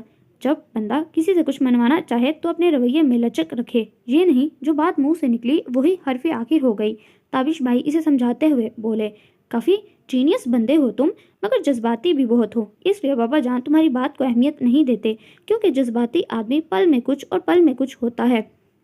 اور یقین کرو، وہ ہنستے ہوئے بولے، جب تم بابا جان سے کوئی بھی بات شروع کرتے ہو نا تو مجھے مکمل معلوم ہوتا ہے کہ اس کا انجام جھگڑا ہی ہوگا، فائدہ نہیں۔ وہ تابش بھائی کی طرف دیکھ کر رہ گیا۔ دراصل بات یہ ہے کہ ارادہ تو میرا بھی یہی ہے، بلکہ اس سے کہیں بڑھ کر، لیکن بابا جان اپنی پسند کی حکومت کی آمد کا انتظار کر رہے ہیں۔ جب ہی یہ قدم نہیں اٹھاتے، انہوں نے اس کی الجھن دور کی تو وہ اور بھی سلجھ گیا۔ یہ بات بابا جان اسے پہلے نہیں بتا سکتے تھے، بس شوق ہے انہیں تو جیسے مجھ سے الجھنے کا۔ وہ صبح سو کر اٹھا تو گھر میں عجیب چہل پہل اور ہنگامہ سا تھا، جیسے کوئی بہت بڑا فنکشن ہو رہا ہو۔ اس نے بھابھی سے پوچھا کہ آج حویلی میں کیا ہو رہا ہے۔ بھابھی کچن میں مصروف تھی۔ انواع و اقسام کے کھانوں کی اشتہا انگیز خوشبوئیں دل اور دماغ کو معطر کر رہی تھیں۔ وہ اس قدر تیاریاں دیکھ کر واقعی حیران رہ گیا تھا۔ بھابھی نے بتایا کہ آج کشمائن کی گڑیا کی شادی ہے، گڈا شاداں کا ہے، چودھری عباس کی بیٹی ہے، وہ بارات وہیں سے آئے گی، تم بھی دیکھنا۔ گڈے گڑیا کی شادی؟ بالکل نہیں لگتا کہ یہ شادی نکلی ہے کہ اصلی۔ بھابھی اس کے لیے چائے بناتے بولی، نون سینس، اتنی بڑی بڑی لڑکیاں اور گڈے گڑیا سے کھیلتی ہیں، بیوقوف اور احمق نہیں لگتی؟ اس نے بھابھی سے ناگواری سے پوچھا۔ بھائی یہی تو گاؤں کی سادگی اور معصومیت ہوتی ہے، بھابھی ہنستے ہوئے بولی، اور جانے اس کے دماغ میں کیا آیا کہ وہ وہاں سے اٹھ کر کشمائن کے کمرے میں آ گیا۔ کشمائن اپنی تیاریوں میں مصروف تھی۔ کشمائن، اس نے دروازے میں سے ہی پکارا۔ وہ ایک دم سے ڈر کر سیدھی ہوئی۔ وہ دروازے میں ایستادہ تھا۔ ابھی تک جب سے وہ آیا تھا اس سے کوئی بات نہ کی تھی، بلکہ اسے نظر انداز ہی کیا۔ کشمائن نے ذرا کی ذرا پلکیں اٹھا کر اسے دیکھا۔ کتنا خوبصورت اور وجیح ہو گیا تھا۔ وہ سفید کاٹن کے شکن آلود کرتے شلوار میں اس کے سامنے کھڑا تھا۔ بکھرے بکھرے بال، شیو بھی بڑی ہوئی تھی، گہری گہری سیاہ مونچھیں، بڑی بڑی آنکھوں سے وہ اسے مسلسل گھول رہا تھا۔ وہ اس سے ایک دم سے ڈر سی گئی تھی۔ کہیں سے بھی وہ بچپن والا اکراش نہ لگ رہا تھا، جس کی وہ کتابیں پھاڑ دیتی، جسے وہ پڑھتے ہوئے تنگ کرتی اور پھر بڑے بابا کے پاس بھاگ جاتی۔ ادھر آؤ، اس نے حکم صادر کیا۔ جی؟ وہ اس کے سخت اور کھردرے لہجے پر جی جان سے کام گئی۔ ادھر آؤ۔ وہ کمرے میں نہیں آیا، دروازے سے ہی دوبارہ حکم چلایا اور وہ اس کے پاس کچھ فاصلے پر آ کر کھڑی ہو گئی۔ کیا ہو رہا ہے آج؟ اس نے کشمائن سے پوچھا۔ کچھ نہیں، وہ بکھلا کر بولی۔ یہ آج تو ہو رہا ہے۔ کچھ نہیں، وہ کچھ نہیں پر زور دے کر بولا۔ یہ کچھ نہیں آئندہ نہیں ہونا چاہیے، وہ حکم دینے والے لہجے میں بولا، اور وہ بس اس بات میں گردن ہلا کر رہ گئی۔ آخرکار وہ بابا جان کو اپنے مدلل دلائل سے کچھ منصوبوں پر عمل درآمد کرانے میں کامیاب ہو گیا، اور یوں اس کی مصروفیات بڑھ گئیں۔ لیکن سب سے زیادہ مصیبت اس بات کی تھی کہ بابا جان فوراً ہی اس کی نئی بات کو قبول کرنے میں بڑا پس و پیش کرتے تھے، دوسرے معنوں میں اس کے ٹیلنٹ کو قبول کرنے سے انکار کرتے۔ نہ صرف اس کے ساتھ بلکہ تابش بھائی کے ساتھ بھی ایسا ہی کرتے۔ تابش بھائی تو ان کی ہاں میں ہاں ملاتے رہتے، اس لیے اختلاف نہ ہوتا، جبکہ وہ جس بات کی ضد پر آ جاتا اسے منوا کر ہی دم لیتا۔ اب بھی وہ بابا جان کے ساتھ 4 گھنٹے سر کھپا کر آیا تھا، جب جا کر اس کا بل پاس ہوا کہ لاہور میں سب سے پہلے زبردست قسم کی کوٹھی بنانے کا اس کا پروگرام تھا، اور وہ مختلف قسم کے نقشے دیکھ رہا تھا جو کل ہی عامر کمال اسے دے کر گیا تھا۔ باہر اتنا شور اور ہنگامہ مچا ہوا تھا کہ اس کا دماغ گھوم گیا، پہلے ہی سمجھ نہیں آ رہا تھا کہ کون سا نقشہ منتخب کرے۔ وہ اٹھ کر باہر آ گیا۔ باہر کشمائن بچوں کے ساتھ آنکھوں پر پٹی باندھے جانے کون سا کھیل کھیل رہی تھی۔ وہ سلگ کر رہ گیا۔ بچے ہنوز تالیاں بجانے میں مصروف تھے۔ اس نے بڑھ کر اس کی آنکھوں سے پٹی کھینچی۔ ایک لمحے کے لیے کشمائن کی آنکھوں کے آگے تارے سے ناچ گئے۔ بچے بھی خاموش ہو گئے۔ میرے خیال سے اب یہ پٹی کھل جانی چاہیے کہ آپ بڑی ہو گئی ہیں بچے، نہیں رہی، وہ غصے سے بولا۔ آپ نے بچپن میں تو کوئی ڈھنگ کا کام کیا نہیں، وہ اس کے سراپے کو بغور دیکھتے بولا۔ اس عمر کا ہی کچھ لحاظ کر لیے۔ وہ تن سے مسکرایا۔ وہ شرمندگی سے پانی پانی ہو گئی۔ پھر ایسا ہونے لگا کہ رفتہ رفتہ اس کی آزادیاں سلب ہونے لگی، اس کے مشاغل ختم ہونے لگے۔ وہ اس کی موجودگی میں زیادہ سے زیادہ اپنے کمرے میں رہنے کی کوشش کرتی اور دعائیں مانگتی کہ وہ کب شہر جائے اور وہ کب کھیل سے لطف اندوز ہو سکے۔ وہ لاہور چلا جاتا تو اسے سکون کا احساس ہوتا اور وہ جی بھر کر ان دنوں کو انجوائے کرتی۔ موسم سرما کی آمد تھی۔ سرے شام ہی ٹھنڈی ہوائیں چلنے لگتی، سرسبز کھیت لہلہاتے تو ہت نظر ہریالی سی چھا جاتی۔ دن ڈھلتے ہی سناٹے کا رات چھا جاتا۔ ڈھور ڈنگر اپنے اپنے تھان میں پناہ لے لیتے۔ وہ بھی گھوڑے پر بیٹھا دھول اڑاتا استبل کی طرف جا رہا تھا۔ دن کی روشنی آہستہ آہستہ شام کی آغوش میں مدغم ہو رہی تھی۔ اس کی نظر گھنے درختوں میں پڑی جہاں کشمائن شوکت کے ساتھ بیٹھی جانے کون سی باتوں میں مصروف تھی، کسی ارد گرد کی خبر ہی نہ تھی، اور شوکت جانے ایسے کون سے قصے سنا رہا تھا کہ اس کا ہنس ہنس کر برا حال ہو رہا تھا۔ اس کے تن بدن میں آگ لگ گئی۔ کشمائن اور شوکت، وہ چکرا کر رہ گیا۔ یہ شوکت یہاں کیسے آیا؟ کیا بابا جان کو پتا ہے کہ یہ دونوں ملتے ہیں؟ شاید ملتے ہی ہوں، تبھی تو اس طرح باتیں کر رہے ہیں، مگر بابا جان نے انہیں اجازت کیسے دی؟ دونوں خاندانوں میں تو علیحدگی تھی۔ بگول بابا کے انہوں نے اس کے باپ کو اور چچا کو جیل کرا دی تھی کہ کیا اس کے باوجود ان دونوں کی نسبت باقی ہے؟ اسے بے انتہا حیرت ہوئی۔ وہ گھوڑا دوڑاتا ان کے قریب آیا۔ شوکت نے اسے دیکھا تو اٹھ کر چلا گیا۔ اس کا مطلب تھا کہ وہ چھپ کر اس سے ملنے آیا تھا۔ اگر وہ بڑوں سے اجازت لے کر ملنے آیا ہوتا تو یوں چوروں کی طرح نہ بھاگتا۔ کشمائن بھی اسے دیکھ کر اٹھ کھڑی ہوئی۔ وہ گھوڑے کو ایڑھ لگا کر نیچے اترا اور گھوڑے کی لگام تھامے چلتا ہوا اس کے پاس آیا۔ یہ شوکت یہاں کیا کرنے آیا تھا؟ اس نے کھوجتی نظروں سے اس کا جائزہ لیتے پوچھا۔ آپ جانتے ہیں شوکت کو؟ اس نے خوش ہو کر پوچھا۔ ہاں، بہت عظیم ہستی ہے یہ، اسے کون نہیں جانتا؟ وہ جل کر بولا۔ پڑھتا تھا، میرے ساتھ انٹر تک پڑھا ہے اس نے۔ میرے ساتھ؟ اس نے اسے اطلاع فراہم کی۔ کیا کرنے آیا تھا یہ؟ وہ غیظ و غضب کے عالم میں بولا۔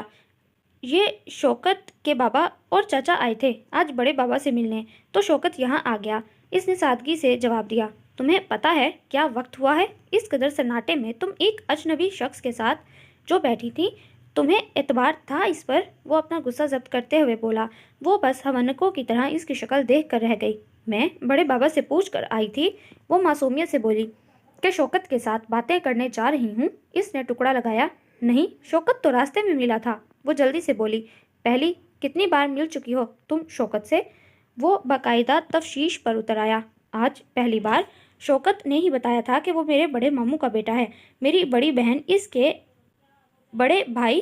خاموش! وہ جز بز ہو کر بولا۔ کوئی کہانی نہیں سننی مجھے۔ تم یہ بتاؤ کس کی اجازت سے تم اس وقت بے وقت اس طرح دندناتی پھرتی ہو؟ یہ گاؤں نہیں، تمہارے باپ کی ریاست ہو۔ اس نے دائیں بائیں نظر دوڑائی۔ اچھا خاصا اندھیرا چھا گیا تھا اور وہ اس کے مقابل کھڑا اسے خوف زدہ کر رہا تھا۔ وہ خاموش کھڑی رہی۔ آئندہ نکلنا تم گھر سے باہر، تمہارا دم نہ نکال دوں تو پھر کہنا۔ اسے شوکت سے خطرے کی بو محسوس ہوئی جبھی اس نے اسے دھمکی دی۔ چلو میرے ساتھ۔ وہ اس کے پیچھے پیچھے چل دی۔ گھوڑے کے قریب آ کر اس نے بیٹھنے کو کہا۔ میں؟ وہ سٹپٹائی۔ جی ملکہ عالیہ، آپ۔ وہ جل کر بولا۔ اس نے حکم کی تعمیل نہ کی تو وہ پھر سے گھرایا۔ بیٹھو۔ میں نہیں بیٹھ رہی، مجھے ڈر لگتا ہے، وہ خوف زدہ ہو کر بولی۔ جب رات کے اندھیرے میں اس جنگل میں پھرتی ہو تب ڈر نہیں لگتا، اس نے چڑ کر کہا اور پھر ایک ہاتھ سے گھوڑے کی لگامیں تھام کر پیدل اس کے ساتھ چلنے لگا۔ حویلی پہنچ کر وہ اس سے پہلے بھاگ کر اپنے کمرے میں آ گئی اور وہ گھوڑے کو باہر باندھ کر منہ ہاتھ دھو کر بابا جان کے کمرے میں آ گیا۔ کمرے کا ماحول بتا رہا تھا کہ اس کے آنے سے قبل کوئی ناخوشگوار بات ہوئی ہے۔ تابش بھائی اور بھابھی بھی وہیں تھے۔ بابا جان تفکر کے عالم میں ٹہل رہے تھے۔ اسے دیکھتے ہی بے چینی سے بولے، آؤ اکراش، میں تمہارا ہی انتظار کر رہا تھا۔ وہ کچھ نہ سمجھتے ہوئے کرسی کھینچ کر بیٹھ گیا۔ آج لطیف اور جمال آئے تھے۔ انہوں نے بلا تمہید بات شروع کی۔ مجھے یہ یاد دلانے کہ کشمائن شوکت کی ٹھیکرے کی منگ ہے۔ لوگوں کی ڈھٹائی اور بے غیرتی دیکھو۔ اتنا کچھ ہو جانے کے باوجود بھی وہ ہم سے رشتے کی توقع رکھتے ہیں۔ وہ جاہد جلال سے بولے، تمہیں پتہ ہے اس بات کا کہ کشمائن شوکت کی منگ ہے؟ انہوں نے اس سے پوچھا۔ جی، وہ مختصراً بولا۔ اس سارے معاملے میں اس کا کیا کردار تھا وہ سمجھ نہیں پایا۔ کیا ماضی کے تمام حالات کے پیش نظر تم سمجھتے ہو کہ یہ رشتہ قائم رہنا چاہیے؟ انہوں نے اس سے رائے لی۔ میری اور آپ کی رائے سے کیا ہوتا ہے؟ کشمائن سے رائے لیجیے، وہ جل کر بولا اور پھر بات جاری کرتے ہوئے بولا، ہو سکتا ہے وہ شوکت کو پسند کرتی ہو۔ کیا بکواس کر رہے ہو؟ بابا جان اس کے منہ سے یہ لفظ سن کر برداشت نہ کر پائے۔ اس سے قبل کے بات بھرتی اس نے ساری بات بتا دی۔ بابا جان اس کی یہ بات سن کر بے اختیار چونکے اور تشکر بھری نگاہوں سے اکراش کو دیکھا، جیسے اس نے بہت بڑے نقصان سے بچا لیا ہو۔ اس کا مطلب ہے ہماری عزت محفوظ نہیں ہے، وہ پرخیال انداز میں بڑبڑائے۔ عزت محفوظ گھر کی چار دیواری میں ہوگی، گھر سے باہر نہیں، اس نے غصے سے پہلو بدل کر کہا۔ بابا جان نے اسے آس بھری نظروں سے دیکھا اور بولے، تمہارا کیا خیال ہے، تمہارے لیے کیسی رہے گی؟ وہ فوراً ہی کچھ سمجھ نہ پایا اور بکھلا کر بولا، کون؟ ظاہر ہے کشمائن شوکت تو ہو نہیں سکتی۔ تابش بھائی ہنس کر بولے، بھابھی بھی ہنس دیں۔ کشمائن کے بارے میں تمہارا اپنے لیے کیا خیال ہے؟ بابا جان ہنوز فکر مند اور ملول سے دکھائی دے رہے تھے۔ وہ اس اچانک افتاد پر چکرا کر رہ گیا۔ بابا جان نے اسے خاموش دیکھا تو سخت لہجے میں بولے، مجھے ابھی اور اسی وقت دو ٹوک فیصلہ چاہیے، انکار یا اقرار۔ وہ ایک دم ہی فیصلہ کرنے کی پوزیشن میں نہ تھا، کوئی جواز بھی نہ تھا، نہ انکار کا اور نہ اقرار کا۔ بابا جان اسے بددستور خاموش دیکھا تو اپنا خدشہ ظاہر کیا، کیا کسی سے تمہاری کمٹمنٹ ہے؟ نہیں، اس نے صاف گوئی سے جواب دیا۔ کیا کشمائن تمہارے معیار پر پوری نہیں اترتی؟ انہوں نے سوال کیا۔ یہ بات نہیں ہے بابا جان، وہ اضطراب سے پہلو بدل کر رہ گیا۔ اور پھر کیا بات ہے؟ صورت، سیرت، شرم و حیا یا سلیقہ مندی، کیا چیز نہیں ہے اس میں؟ بابا جان نے پوچھا۔ سب خوبیاں تو ہیں اس میں بابا جان، مگر تو پھر کیا چاہتے ہو تم؟ وہ ایک دم بیت کی چھڑی زمین پر مارتے ہوئے بولے، تعلیم یافتہ نہیں ہے۔ وہ سکون سے بولا، دوسرے معنوں میں ان کے روب میں نہ آیا۔ انہوں نے بڑے صبر سے ہنکارا بھرا، جیسے انہیں اکراش سے ایسی توقع نہ ہو۔ بینا نے کتنا پڑھا ہے؟ انہوں نے سوال کیا۔ اس نے نظر اٹھا کر انہیں دیکھا، شاید وہ ان کا مطلب نہ سمجھا تھا۔ بتاؤ کتنا پڑھی ہے؟ انہوں نے جرح کیا۔ شاید مڈل اور دینی تعلیم ناظرہ قرآن، اس نے آہستگی سے کہا۔ تابش نے کتنا پڑھا ہے؟ ایم اے معاشیات، ایم اے انگلش، اس نے تفصیل بتائی۔ تم نے کتنا پڑھا ہے؟ ایم اے انگلش، وہ سادگی سے بولا۔ بس؟ وہ ہنسے۔ اتنے پڑھے لکھے شخص کے ساتھ کیا بینا ناخوش ہے؟ انہوں نے پھر سوال کیا۔ اس نے بکھلا کر مدد طلب نظروں سے تابش بھائی کو دیکھا۔ کیا بینا گھر داری نہیں جانتی؟ بچے شوہر نہیں سنبھال سکتی؟ سوسائٹی میں موو نہیں کر سکتی؟ کیا ایک مکمل عورت کی سند صرف اور صرف تعلیم ہے؟ اگر ایسا ہے تو پھر 100 میں سے صرف 20 یا 25 عورتیں مکمل عورتیں ہیں اور باقی کچھ نہیں۔ بلکہ میرے خیال سے اس طرح مغرب کی عورتیں صرف عورتیں ہیں، مشرق کی عورت کچھ نہیں، انہوں نے طنز کیا۔ بابا جان اب اس طرح تعلیم کی اہمیت سے انکار کر رہے ہیں، وہ دبے دبے انداز میں بولا۔ میں تعلیم کی اہمیت سے انکار نہیں کر رہا، بلکہ تم صرف اور صرف تعلیم کو ہی اہمیت دے رہے ہو۔ اگر میں تعلیم کی اہمیت سے انکار کرتا تو تم دونوں کو پڑھاتا؟ بولو، جواب دو، انہوں نے اس سے پوچھا۔ کشمائن کی تعلیم پر میں نے توجہ نہ دی، یہ میرا قصور ہے، اسے لاڈ پیار میں رکھا۔ شاید میں اس گمان میں رہا کہ بیٹیوں کی تعلیم نہیں، اصل چیز تربیت ہوتی ہے، وہ رنجیدہ ہو کر بولے۔ بہرحال اگر تم سمجھتے ہو کہ کشمائن تمہارے لائق نہیں تو میں زیادہ اصرار نہ کروں گا، سوچنے کا موقع دیتا ہوں تمہیں۔ اور ہاں، یاد رکھنا، دونوں صورتوں میں کشمائن اسی گھر کی بہو بنے گی، تمہاری نہیں تو تابش کی۔ انہوں نے یہ کہہ کر منہ موڑ لیا۔ بھائی کو ایک دم کرنٹ لگا، چہرے پر کئی رنگ آئے اور چلے گئے۔ وہ اپنی جگہ سے ہل کر رہ گیا۔ البتہ تابش بھائی مکمل سکون اور اطمینان سے بیٹھے اخبار پڑھتے رہے۔ یعنی یہ فیصلہ اٹل ہے؟ وہ اس بات کو برداشت نہ کر پایا۔ ہاں، یہ فیصلہ اٹل حقیقت ہے، بابا جان نے سختی سے کہا تو وہ غصے سے اٹھ کر کمرے سے باہر نکل گیا۔ بینا بھی اپنے کمرے میں آ کر بے چینی اور بے بسی سے ادھر ادھر ٹہلنے لگی۔ تابش بھائی البتہ رحمہ کے ساتھ کھیلتے رہے۔ اگر اکراش نے ہاں نہ کی تو کیا بنے گا؟ وہ ہاتھ مسلتے بولی۔ تابش بھائی ایک زوردار قہقہ مارے بنا نہ رہ سکے۔ تمام عورتیں اندر سے ایک سی ہوتی ہیں، چاہے کتنی ہی اثار والی، رکھ رکھاؤ والی بنتی پھریں۔ بھابھی نے خفگی سے انہیں دیکھا اور آنسو صاف کرنے لگیں۔ وہ اٹھ کر ان کے پاس آ گئے۔ اکراش ہاں کرے یا نہ، دونوں صورتوں میں کشمائن اسی کی ہے اور تم میری، وہ ان کے گرد باہیں ڈالتے بولے۔ کیونکہ کشمائن اور اکراش کا نکاح بچپن میں ہی ہو گیا تھا۔ اس دھماکے پر بھابھی چکرا کر رہ گئیں اور پھر انہوں نے ساری بات بتا دی۔ مگر ماموں جان نے ایسا کیوں کیا؟ صاف صاف کیوں نہیں بتایا اسے کہ اس لیے کہ وہ جانتے ہیں کہ شیر کو کس طرح اور किस रुख पर पिंजरे में कैद किया जाता है। उन्होंने मुझे भी बड़े जाल में फंसा कर तुम्हारे लिए ऐसे ही काबू किया था। वो मुस्कुरा कर बोले। बीना हंस दी। दरअसल बात यह है कि अकराश नहायत ज़िद्दी तबीयत का मालिक है। अगर हम इसे पहले बता देते तो वो बेजा तुमसे गए फैसले को कबूल ना करता और ज़िद में आकर यकीनन कोई गलत बात कर बैठता। इसलिए बाबा जान ने इसे हैरान और परेशान नहीं किया, बल्कि इसकी राय को अहमियत दी, क्योंकि शादी तो हर हाल में बाकायदा होनी ही है। अब देखो क्या सोचता है वो। बहरहाल बात ऐसी है कि बाबा जान ने के इसे सोचने पर मजबूर कर दिया। वो महसूस होते हुए बोले। और अगर इसने फिर भी इनकार कर दिया तो? बीना ने किसी अंदेशे के तहत पूछा। तो घाटे में रहेगा, ताबिश भाई ने हंस कर कहा। और वैसे भी लतीफ़ और जमाल को बाबा जान निकाहनामा दिखाकर इनका पत्ता साफ कर चुके हैं।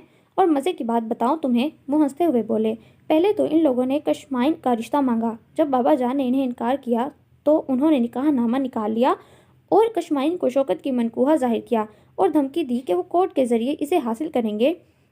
बाबा जान भौंचका रह गए कि ये क्या हुआ, लेकिन मैंने पहले अपने निकाह नामे की डेट देखी, फिर इनके निकाह नामे की। हालांकि मैं जानता था, बल्कि बाबा जान भी, कि ये निकाह नामा जाली है, मगर बहस का कोई फ़ायदा ना था।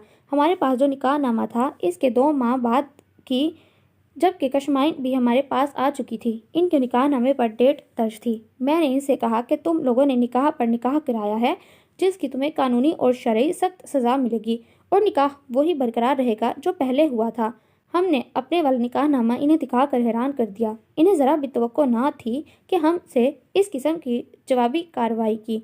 अपने मुंह से माफ़ी मांग कर गए हैं कि यह निकाहनामा जाली था और इन पर किसी भी किस्म की कानूनी चाराजोई ना की जाए। और फिर राजदारी से बोले, अभी तो तुम अकराश को ना बताना ये निकाह वाली बात, वरना सारा गेम खराब हो जाएगा। कितने चालाक हैं आप और मामू जान, वो हंसते हुए बोली। देख लो, इसीलिए तो मेरा और बाबा जान का कोई इख्तलाफ नहीं होता कि हम दोनों की सोच जो एक जैसी है। वो इतरा कर बोले। अलबत्ता अकराश ज़रा वखरा सा बंदा है। वो दोनों हाथों को सर के नीचे रखते हुए लेट गए। कशमाइन तो बेचारी सर पकड़ कर रोएगी। वो आंखों में इनके मुस्तकबिल का कोई अच्छा सा मंजर भरते हुए शरारत से बोले, बस बस, इतना आगे जाने की ज़रूरत नहीं। बीना ने इन्हें वहीं टोक दिया। वैसे ज़बरदस्त जोड़ी होगी इनकी, वो तकिया गोद में रखते हुए बोली। शानदार, बीना ने भी तारीफ़ की, बिल्कुल हमारी तरह। वो बड़े एतमाद और फ़ख्र से बीना की तरफ वालेहाना अंदाज में देखते बोले, आपको बहुत शौक़ नहीं है अपनी बातें करने का? बीना ने इनसे नज़रें चुराते हुए और रहमा के बालों से खेलते हुए कहा, कल से मैं शादा और फजला नूरी और छीमा की बातें किया करूँगा। उन्होंने जल कर कहा और करवट बदल कर लेट गए। बीना इनकी चौड़ी सी पुश्त को देख कर मुस्कुरा दी। बाबा करम दीन तो रह ही गया, इसकी बातें कौन करेगा? बीना ने इनकी खफगी से लुत्फ उठाते हुए कहा और एक और मुलाजिम की याद दहानी कराई। बात नहीं करो मुझसे, वो इन्हें डपट कर बोले। जो हुक्म जनाब का, बीना इन्हें जलाने वाले अंदाज में बोली और महजूस होकर उठ खड़ी हुई, लेकिन दूसरे ही लम्हे उन्होंने बढ़कर इनकी कलाई थाम ली। इस बात से वो इतना डिस्टर्ब हुआ कि इसने मुस्तकिल लाहौर जाने का इरादा कर लिया और भाभी से कहा कि वो इसकी पैकिंग कर दें। भाभी की तबीयत ठीक नहीं थी। भाभी ने कशमाइन से कह दिया कि अकराश कह कर गया है कि वो लाहौर जा रहा है, तुम ज़रा इसके 2-3 जोड़े प्रेस करके इसके सूटकेस में रख दो। वो इसके लाहौर जाने का सुनकर इतना खुश हुई कि इसके सारे सूट प्रेस करके सूटकेस में भर दिए। शाम को वो आया तो सूटकेस भरा हुआ था। वो भाभी का मशकूर हो गया। भाभी, आपको कैसे पता चला कि मैं मुस्तकिल लाहौर शिफ्ट हो रहा हूँ? इसने सूटकेस की तरफ इशारा करते भाभी से पूछा। भाभी किसी काम से आई थी। इसका सूटकेस भरा देखकर हैरान हुई और फिर हंस कर बोली, ये काम मैंने नहीं, कशमाइन ने किया है। शायद तुमने इसे बताया हो कि तुम इससे बचकर मुस्तकिल लाहौर भाग रहे हो। भाभी ने इससे लतीफ़ सी शरारत की। भाभी, वो नाराज़ लहजे में बोला और भाभी मुस्कुरा कर रह गई। सुबह इसने जाने की तैयारी मुकम्मल की कि अचानक ताबिश भाई इसके कमरे में आ गए। यार, क्या बोर किस्म के बंदे हो तुम। मैंने शिकार का प्रोग्राम बनाया था और तुम्हें लाहौर इतना अच्छा लगता है कि हर दूसरे दिन उड़ नछू हो जाते हो। इस कदर फ्रेश मूड में थे ताबिश भाई के लगता ही ना था कि 2 दिन कबल कोई बात हुई हो।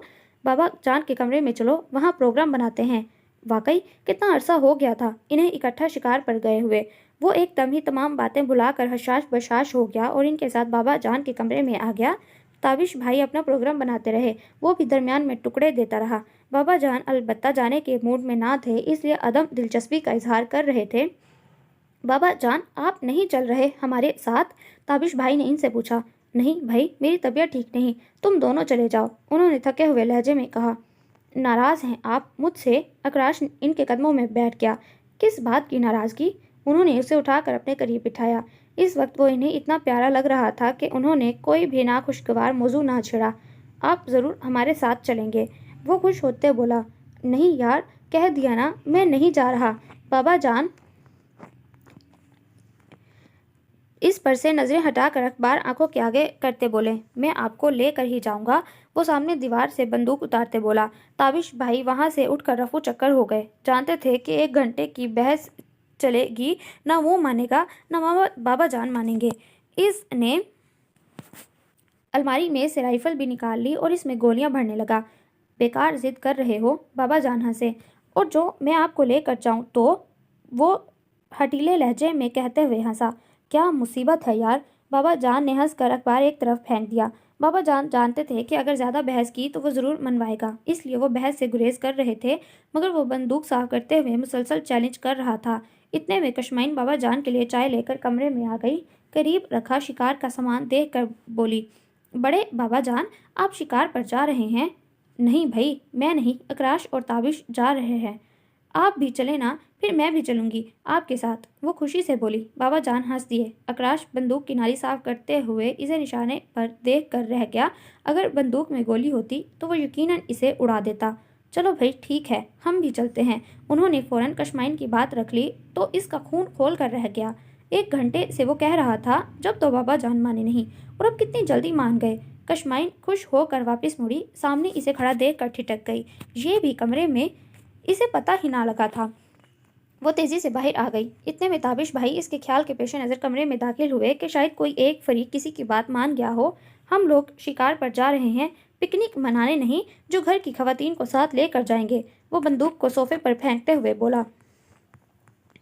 تمہیں کیا ہو رہا ہے؟ میں جا رہا ہوں اپنی بیٹی کو لے کر، بینا اور بچوں کو بھی لے کر چلیں گے شکار پر، نہیں تو انہیں رافیہ کے ہاں چھوڑ دیں گے۔ بابا جان نے اس کے غصے کو کم کرنا چاہا۔ اس کی بات ماننا تو آپ کا اولین فرض ہے، اس نے جل کر کہا۔ میں نہیں جا رہا، چلے جائیے آپ۔ اس نے جیکٹ سے ریوالور نکال کر پھینکا اور باہر نکل گیا۔ بابا جان رضامند ہوئے تو وہ انکاری ہو گیا۔ کیا مصیبت ہے یہ؟ تابش بھائی جھنجھلا کر بولے، دفع کرو فضول آدمی کو، اب تو ضرور لے کر جاؤں گا میں بھی کشمائن کو، انہوں نے تیز دار آواز میں اسے چڑھاتے ہوئے کہا اور لمبے لمبے قدم اٹھاتا باہر چلا گیا۔ تابش بھائی اس نوک جھونک پر ہنس دیے۔ بابا جان کم از کم آپ ہی، وہ انہیں سمجھانے لگے۔ یار یہ آدمی تو بہت ضدی ہوتا جا رہا ہے، کیا بنے گا؟ انہوں نے ہنستے ہوئے تابش بھائی سے کہا۔ ضدی آپ نے ہی بنایا ہے، اس کی ہر بات میں نفی کر کے تابش بھائی بھی ہنستے بولے۔ اسی لیے تو میں نے کشمائن والی بات اس سے گھما پھرا کر کی کہ ضد میں آ کر ہاں کر جائے، مگر عقل مند ہے۔ بابا جان اور تابش بھائی ہاتھ پر ہاتھ مار کر ہنس دیے۔ اچھا چھوڑو اس بات کو، آمنہ کی طبیعت ٹھیک نہیں، اس کی عیادت کے لیے چلنا ہے۔ بینا سے کہو جلدی سے تیار ہو جائے، میں گاڑی نکلواتا ہوں۔ اور پھر وہ تینوں آمنہ پھپھو کے ہاں چلے گئے۔ کشمائن کسی کام سے بابا کے کمرے میں آئی تو گلریز ریوالور سے کھیل رہا تھا۔ گلریز اسے رکھو، وہ خوف زدہ ہو کر بولی۔ ہینڈز اپ، گلریز نے دروازے میں آتے ہوئے گل رخ کا نشانہ لیا۔ گل رخ کشمائن کے پاس آ کر ڈر کر کھڑا ہو گیا تو گلریز بدماشوں کی طرح کہکے لگانے لگا۔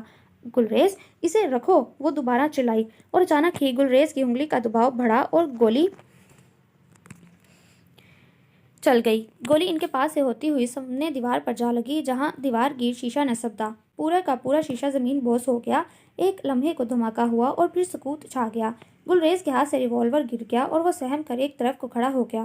کشمائن نے آگے بڑھ کر فوراً ریوالور اٹھا لیا۔ گولی کی آواز سن کر اکراش تیزی سے کمرے میں داخل ہوا۔ ریوالور اس کے ہاتھ میں تھا۔ دونوں بچے سہمے ہوئے کھڑے تھے۔ سچویشن ایسے تھی کہ ہر آنے والا یہی اندازہ لگاتا کہ گولی اسی سے چلی ہے۔ اکراش نے آگے بڑھ کر ریوالور اس سے چھمٹا اور ایک سناٹے دھار تھپڑ اس کے گال پر ثبت کیا۔ وہ اس اچانک آفتاب پر چکرا کر رہ گئی۔ آنکھوں سے موٹے موٹے آنسو رواں ہو گئے اور وہ بس اسے معصومیت سے دیکھتی رہ گئی۔ چاچو، گولی پھپھو نے نہیں گلریز نے چلائی تھی، گل رخ نے فوراً بات کلیئر کی۔ اس نے بے انتہا چونک کر پہلے گلریز اور پھر کشمائن کی طرف دیکھا۔ اس کی آنکھوں سے آنسو بہہ رہے تھے اور چہروں پر انگلیوں کے نشان بھی ثبت تھے۔ اکراش نے فوراً نظریں جھکا لی۔ اسے اپنی جذباتی کیفیت پر بے انتہا شرمندگی ہوئی تھی۔ غصہ تو اسے کل سے کسی اور بات پر تھا اور آج اس نے بے تکی بات پر اتارا، اور وہ بھی بنا قصور کے۔ وہ چپ چاپ کمرے سے باہر نکل گئی اور وہ پشیمانی سے ہاتھ ملتا رہ گیا۔ دل میں جانے کیسا ملال گھر آیا کہ وہ ملول سا ہو گیا۔ کافی دیر تک وہ بے چینی سے ٹہلتا رہا، کیا کرے کیا نہ کرے۔ اور پھر بابا جان کو جب اس بات کا پتہ چلا تو وہ بھی قیامت کھڑی کریں گے۔ اس نے گلریز اور گل رخ سے کہا کہ انہی کے ذریعے یہ بات پھیلنے کا امکان تھا کہ یہ بات کسی کو نہ بتائیں۔ پہلے اس بات میں گلریز نے گردن ہلائی، ساتھ ساتھ گل رخ نے بھی تائید کی۔ گڈ۔ اس نے انہیں جیب سے 100 کے 2 نوٹ نکال کر تھمائے اور انہیں ساتھ سختی سے منع بھی کیا کہ اگر یہ بات نکل گئی تو ان کا دم نکال دے گا۔ یہاں تو اس نے بندوبست کر دیا، لیکن دل میں عجیب کیفیت اور ملال تھا۔ سب کے سامنے بات صرف شیشہ ٹوٹنے تک بتائی گئی جس طرح سے ہوئی تھی، مگر کسی نے یہ نہ بتایا کہ اس نے کشمائن کے تھپڑ بھی مارا۔ اس نے شکر کا سانس لیا۔ اگلے روز وہ کام کے سلسلے میں لاہور چلا گیا۔ عجیب بے کلی سی تھی دل میں، سب کچھ ہونے پر بھی دل خالی خالی سا لگ رہا تھا۔ وہ اپنی اس کیفیت کو کوئی نام نہ دے پایا۔ عامر کے ہاں ٹھہرا ہوا تھا۔ عامر اس کی کیفیت کو نوٹ کر رہا تھا، چپ چپ سا، کھویا کھویا سا کراش اسے پہلے کی نسبت بدلا بدلا لگا۔ کیا بات ہے، کچھ بدلے بدلے لگ رہے ہو؟ عامر نے اس سے سنجیدگی سے پوچھا۔ پتہ نہیں یار، کیا ہو گیا ہے مجھے؟ وہ اپنی الجھن خود بھی نہیں سمجھ پا رہا تھا۔ نیند نہیں آتی، بھوک نہیں لگتی، دماغ خشک ہو گیا ہے، سوچنے سمجھنے کی صلاحیت مفقود ہو گئی۔ کمرے میں داخل ہوتے ہوئے نوید نے اس کا حال دل بیان کیا۔ تمہارا ہاضمہ خراب ہو گیا ہے، 2 گولی کارمینا کی لو، ایک دم فٹ ہو جاؤ گے۔ ڈاکٹر فہیم نے ساتھ ساتھ مشورہ دیتے کمرے میں قدم رکھا۔ وہ سب باری باری کمرے میں آ گئے۔ تمہیں محبت ہو گئی ہے، عدنان دانش نے بڑی گمبھیر آواز میں سرگوشی کی۔ محبت؟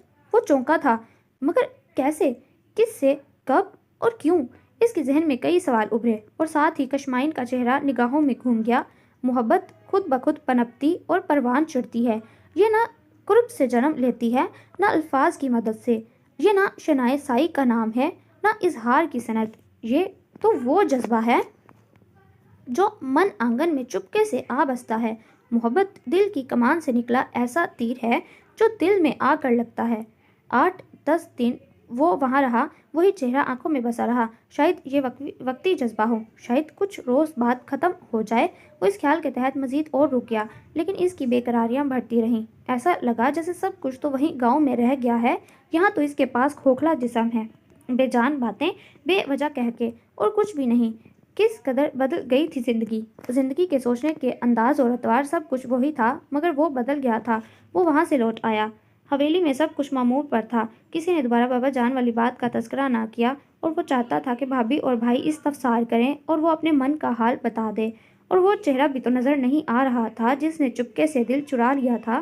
زندگی عجب موڑ پر آ گئی۔ وہ چاہتا تھا کہ اس سے دوبارہ رائے لی جائے، مگر ایسا لگ رہا تھا جیسے کسی نے کوئی بات کی نہ تھی۔ تھک ہار کر وہ خود ہی بھابھی کے پاس چلا آیا، جہاں تابش بھائی بھی موجود تھے۔ آؤ یار بیٹھو۔ تابش بھائی نے اسے اپنے پاس بٹھایا اور اس سے کاروباری باتیں کرنے لگے۔ ادھر ادھر کی باتوں کے بعد خود ہی وہ موضوع پر آیا۔ بابا جان نے جو بات کی تھی اس کا جواب نہیں لیا آپ لوگوں نے ابھی تک؟ وہ بلا تمہید بولا۔ جواب دو گے تو لیں گے، وہ ہنستے ہوئے بولے۔ اسے ایک دم سے تابش بھائی اپنے رقیب لگے۔ وہ محبت میں کس انتہا پر پہنچ گیا تھا کہ بھائی کو رقیب سمجھ بیٹھا۔ بھابھی، اس نے بھابھی کو مخاطب کیا، آپ کا کیا خیال ہے، مجھے کیا کرنا چاہیے؟ وہ شاید بھابھی کے نہیں ایک عورت کے تاثرات لے رہا تھا۔ ہاں کروں یا نہ؟ کشمائن تو تمہاری تھی اور تمہاری ہی رہے گی، بھابھی نے بڑے پرسکون انداز میں کہا تو اسے لگا جیسے اس کا دل اچھل کر حلق سے باہر آنے والا ہو، اور پھر بھابھی نے اسے الف سے لے کر یہ تک ساری داستان سنا دی۔ تابش بھائی کے روکنے کے باوجود، یعنی سب نے مل کر مجھے الو بنایا؟ اس نے اپنی خوشی چھپاتے ہوئے خفگی سے کہا۔ تم ہو ہی الو، تابش بھائی نے ہنستے کہا۔ اس وقت تابش بھائی اسے بہت پیارے لگے۔ اچھا، دوسرے فریق کو پتہ ہے اس بات کا؟ اس نے بے چینی سے پہلو بدلتے ہوئے بھابھی سے کشمائن کے متعلق پوچھا۔ نہیں، کشمائن کو نہیں پتہ اس بات کا، اور نوبت بھی نہیں آئی بتانے کی۔ وہ آمنہ پھپھو کے ہاں جو چلی گئی اور ابھی تک وہیں ہے، میرے تینوں بیٹے اور تمہاری دلہن، تابش بھائی نے وضاحت کی۔ وہ ان کے اس لطیف سے مزاق پر ہنس دیا، اور اس کی خوشی واقعی دیدنی تھی۔ ایک چیز کی اچانک چاہت ہو اور پھر وہ ایک دم مل بھی جائے تو کتنا اچھا لگتا ہے۔ اس کے ساتھ بھی کچھ ایسا ہی ہوا تھا۔ رات کو نیند آنا حرام ہو گیا۔ وہ سارے منظر ذہن کی اسکرین پر وقتاً فوقتاً گھوم رہے تھے جو لمحے اس کے ساتھ گزرے۔ اسے وہ دن بھی یاد آیا جب اس کی سہیلی کی شادی تھی اور اسے رات کو مہندی کے فنکشن میں جانا تھا۔ وہ شام کو ہی لاہور سے آیا تھا، تھکا ہوا تھا، اس لیے کھانا کھا کر جلد ہی سو گیا۔ वो सोया हुआ था कि भाभी ने आकर जगाया। आकाश, जरा कशमाइन को छोड़ आओ बेला के घर। तुम्हारे भाई तो घर पर नहीं, क्या मालूम किस वक्त आए। वो तैयार बैठी है, जाना जरूरी है क्या? इसने नींद से बोझल आंखें उठाकर पूछा। हद हो गई, वो तैयार बैठी है और तुम कह रहे हो जरूरी है क्या? भाभी चिढ़ कर बोली। वो कसलमंदी से करवटें बदलने लगा। उठ जाओ मेरे भाई, भाभी ने प्यार से कहा। घर ज्यादा दूर नहीं है। वो इसे उठाने पर बाजिद थी। आखिरकार इसे उठना ही पड़ा। कमीज के बटन बंद करता, स्लीपर घसीटता वो इनके साथ साथ इसके कमरे में आ गया, जहां वो बैठी इंतजार कर रही थी। इसे देखकर चौंकी और सरगोशी में बोली, आप तो भाई को बुलाने गई थी। तुम्हारे भाई किसी काम से गए हुए हैं, अगर होते तो वही छोड़ कर आते तुम्हें, भाभी ने इसे बताया। एक तो इसकी इतनी अच्छी नींद खराब कर दी गई थी, दूसरे वो वजाहतें मांग रही थी कि ये क्यों आया, ताबिश भाई क्यों नहीं आए। इसे गुस्सा आ गया। कितनी देर लगेगी? और वो झुंझुला कर बोला, उठो चलो देर हो रही है। भाभी ने इसे कहा तो वो उठ खड़ी हुई और वो इसकी भरपूर तैयारी देखकर दंग रह गया। काले सूट पर सफ़ेद मुल्तानी कढ़ाई, काले ही मुल्तानी खुस्से, चांदी का सफ़ेद दूधिया मुकम्मल जेवर, चेहरे पर बिल्कुल हल्का हल्का मेकअप। किस कदर हसीन लग रही थी वो, जाने के लिए इसने काली चादर ओढ़ी जिस पर छोटे छोटे रंग बिरंगे धागों से शीशे लगे हुए थे, और वो इसके पीछे पीछे चल पड़ी। हवेली से निकल कर चंद कदम चलते ही से खुद एहसास हुआ कि वो बहुत बज रही है, और वो भी इसके साथ हर उठते कदम पर इसकी बजती पायल को कोफ्त से देख रहा था, जो इंतहाई सन्नाटे में छन छन करती हुई पुरस्रार सी लग रही थी। एक सकूत सा तारी था।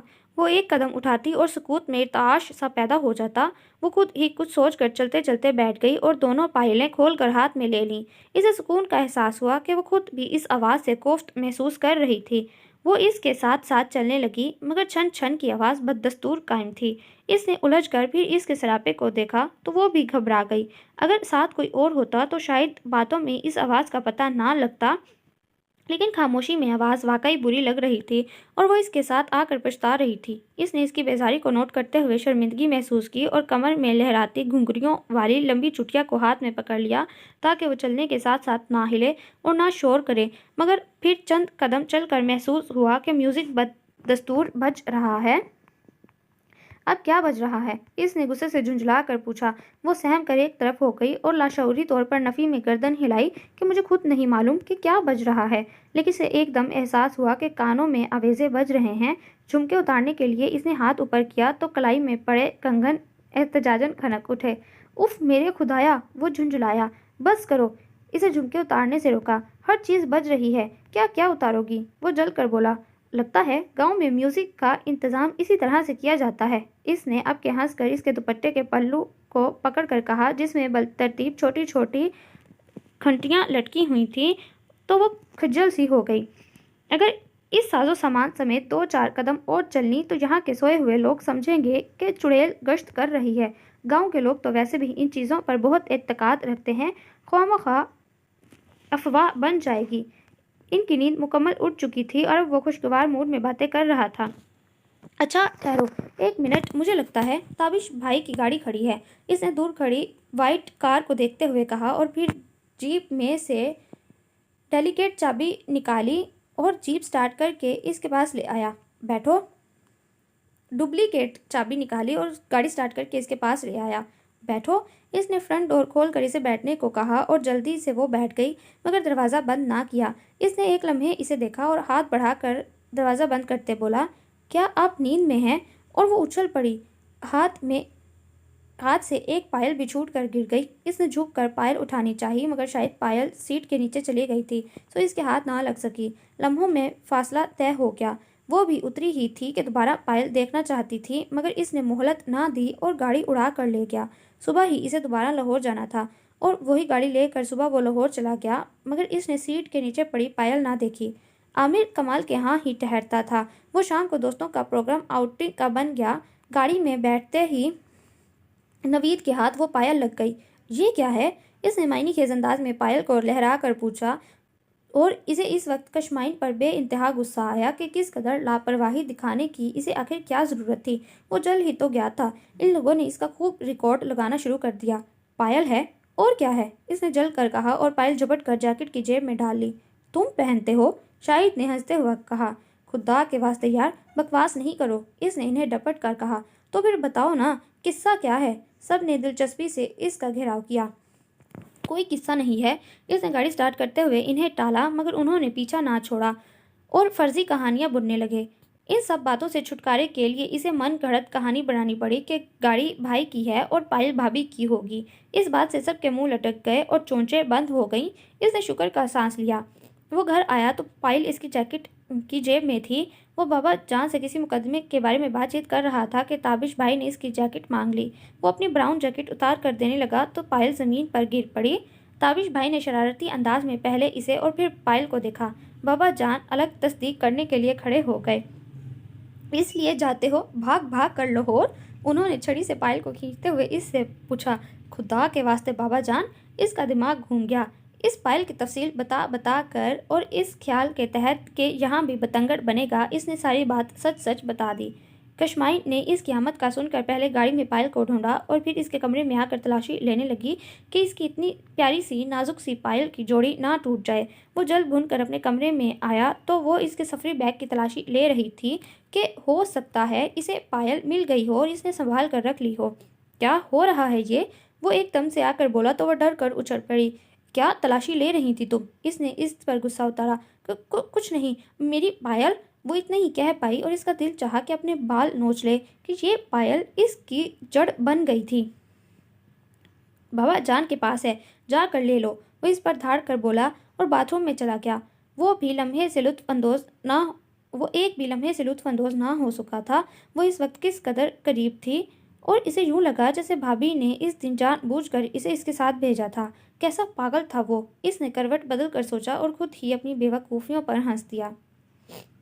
شادی کی تیاریاں شروع ہو گئی تھیں۔ آمنہ پھپھو نے کہا کہ وہ کشمائن کو اپنے پاس رکھیں گی، وہ لوگ بارات لے کر آئیں اور اسے یہاں سے رخصت کر کے لے جائیں، مگر آغا جان نہ مانے۔ انہوں نے کہا کہ کشمائن میری بیٹی ہے اور میرے گھر سے رخصت ہوگی، میرے بیٹے کی دلہن بنے گی، جبکہ اکراش کی بارات کے بارے میں انہوں نے اجازت دے دی کہ اپنی مرضی سے لے آئیں۔ سب نے احتجاج کیا کہ رخصتی کے وقت مزہ نہیں آئے گا، بارات گھر کی گھر میں رہے گی، مگر آغا جان نہ مانے۔ خیر طے یہ ہوا کہ بارات آمنہ پھپھو کے گھر سے روانہ ہوگی۔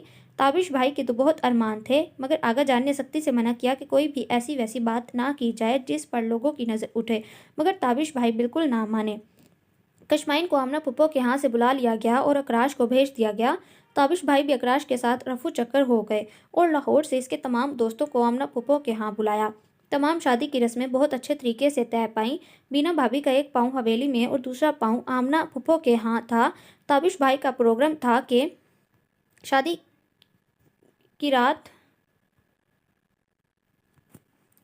شادی رات کی ہوگی، مگر آغا جان نہ مانے۔ دن کے وقت بارات کی روانگی تھی۔ موسم بھی اچھا ہو رہا تھا۔ نکاح والے روز اس نے سفید سلک کی قمیص شلوار پہنی اور قمیص پر بلیک ویسٹ کوٹ زیب تن کیا، زری کا گولڈن ملتانی کھسا پہنا۔ اس کی پسند کے پیش نظر تابش بھائی نے بہاولپور سے سفید کلا منگوایا اور اس پر سرخ یاقوت جڑوایا، جسے پہن کر اس کا وجیح سراپا اور بھی نکھر گیا۔ دونوں پھوپھیوں کو آغا جان نے سیرا بندائی میں عمرے کے 2 ٹکٹ دیے۔ بما واپسی کے عربی نسل کے سفید 4 گھوڑوں والی بگی میں اسے بٹھایا گیا۔ بگی کے پیچھے تمام باراتی تقریباً 100 کے قریب گاڑیوں میں سوار ہوئے۔ تمام گاڑیاں بگی کی پیروی کرتی ہوئی چلیں۔ بارات حویلی کے قریب پہنچی۔ سڑک پر بارات کو روک کر تابش بھائی پہلے اترے کہ انہیں اب بارات کا استقبال بھی کرنا تھا۔ اکراش کے تمام دوست بھی مختلف قسم کے اسلحے سے استقبال پر آ گئے اور پھر کئی لمحے فضا میں صرف فائر کی آواز گونجتی رہی۔ خواتین نے کانوں میں انگلیاں دے لیں، بچے خوف سے ماؤں کے قریب پہنچ گئے۔ جیدار مرد فضائی فائرنگ کا تماشا شوق سے دیکھ رہے تھے۔ فائرنگ رکی تو تابش بھائی کی نگاہ بینا بھابھی پر پڑی جو کانوں میں انگلیاں دیے کھڑی تھیں۔ انہوں نے اشارے سے انہیں اپنے پاس بلایا اور انہیں اپنے پہلو میں کھڑا کر کے ان کے کندھے پر کلاشنکوف رکھ کر مزید ہوائی فائرنگ کر دیے، جس سے وہ بھونچکا رہ گئیں۔ سامعین نے خوب تالیاں بجائیں۔ بھابھی تیزی سے اندر آ گئیں۔ دل کی دھڑکنیں اس آواز سے بے ترتیب ہو رہی تھیں۔ جہاں بارات کو بٹھانے کا انتظام کیا گیا، اس گیٹ پر پہنچ کر گلریز گلشاد نے بطور خوش آمدید کہا۔ 1000 تھا کبوتروں کو فضا میں آزاد کیا۔ تمام براتیوں کو تابش بھائی نے پھولوں کے ہار پہنانے شروع کیے۔ خاندان کے معززین اور دلہا اور اس کے دوست سٹیج پر بیٹھ گئے۔ نکاح ہوا، کھانا کھایا گیا، مہمان رخصت ہوئے، مگر دلہا की रुखसती मुलतवी कर दी गई, जिस पर इसने बतौर एहतजाज जन खाना ना खाया और नीचे जाकर इसका हाल अहवाल तक ना पूछा। भाभी के समझाने पर इसने गुस्सा झटक दिया। 3-4 दिन बाद जब इसने देखा कि सब तको दो के बाद भी जू की तू है, तो वो डॉक्टर फ़हीम को ले आया कि आखिर पता तो लगे कि वजह क्या है। डॉक्टर फ़हीम ने बुखार चेक किया, दवा दी और जब इंजेक्शन लगाने लगे तो इसने हिलो हुज्जत के आगा जान फ़ौरन बोले, डॉक्टर साहब, मेरी बेटी का इलाज इस तरह करो कि इसे कोई तकलीफ़ ना हो, फिर तो ये फूल सूंघने से ही ठीक होगी। डॉक्टर फ़हीम हंस कर बोले, मगर आगा जान को इनकी बात अच्छी ना लगी, मगर यह सच था। उन्होंने अलहदगी में अकराश को अपना नुक्ता नज़र बताया। मुझे लगता है मरीज़ा ठीक होना नहीं चाहती, क्योंकि ना तो वो बच्ची है जो इंजेक्शन से डरे और दवा पीने से रोने और चिल्लाए, और ना ही वो पागल है। मुझे लगता है वो बीमार रह कर कोई निजात महसूस कर रही है, इसलिए बीमारी को तवील से तवील करना चाहती है। अकराश इनकी बात सही तरह समझ ना पाया। मुझे यूँ लग रहा है मोहतरमा तुमसे खौफजदा हैं, डॉक्टर फ़हीम ने वजाहत की, या फिर इसकी मर्ज़ी के मुताबिक नहीं हुआ ये सब। नहीं, ये बात नहीं है। इसने डॉक्टर फ़हीम की दूसरी बात रद्द की और सोच में पड़ गया।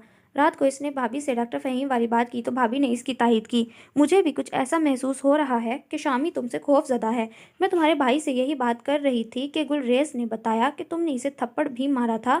उन्होंने इससे पूछ-गुछ शुरू की। वो जुज़बज़ रह गया। अरे, आपके बच्चे तो बड़े बदतमीज़ हैं। मैंने इन्हें 100 रुपए दिए ये बात छुपाने के। वो ढटाई से कहकर हंस दिया। बहुत अच्छा काम किया, अब भुगतो, भाभी ने जल कर कहा और सूप लेकर कशमाइन के कमरे में चली आईं। 8-10 दिन ऐसे ही गुजर गए। मुझे तो लगता है बाबा जान शादी करा के भूल गए हैं कि रुखसती भी कोई चीज़ होती है। वो जला भुना बैठा था और दिल की भड़ास निकाल रहा था, हालांकि रुखसती ही असल चीज़ होती है। कमरे में दाखिल होते हुए ताबिश भाई ने टुकड़ा लगाया। भाभी बच्चों को होमवर्क करवा रही थी, हंसते हुए बोली, मैं क्या कर सकती हूँ? एक मुलाकात तो करा सकती हैं आप। ताबिश भाई ने इसकी मुश्किल आसान की। तो मैंने मना किया है, जाकर मिल लो, उन्होंने हंस कर कहा। हर वक्त तो बाबा जान होते हैं इसके कमरे में, क्या बात करूँगा मैं? वो गुस्से से बुड़बुड़ाया। फ़ोन की घंटी पर ताबिश भाई उठकर चले गए। ऐसा है कि जिस वक्त इस कमरे में मैं मौजूद हूँ तुम आ जाना और आकर बात कर लेना, हाल अहवाल पूछ लेना इसका। भाभी ने राह निकाली। फिर प्रोग्राम के मुताबिक जिस वक्त बाबा जान कमरे में नहीं थे, भाभी जान कमरे में थी, वो इसके कमरे में आया। आओ अकराश, भाभी ने इसे आता देख कर कहा। अकराश का नाम सुनते ही वो सोती बन गई। भाभी भी इसके पास बेड पर बैठी थी। रहमा भी वहीं खेल रही थी। इसके आने से कबल वो भी रहमा से खेल रही थी, मगर इसके कमरे में दाखिल होते ही सोती बन गई। बैठो अकराश, मैं अभी आती हूँ। भाभी मौका देने की गर्ज से उठने लगी तो इसने पीछे से भाभी का पल्लू पकड़ लिया। वो रहमा से बातें करने लगा। भाभी ने उठना चाहा मगर इसने इनकी कमीज़ ना छोड़ी। उन्होंने छुड़वाना चाहा मगर इसने गिरफ्त मजबूत कर ली। भाभी ने अकराश को इशारा किया कि देख लो क्या हो रहा है। इसने देखा वो भाभी की पीठ के पीछे तकरीबन छुपी हुई थी और मजबूती से इनके कपड़े पकड़ रखे थे।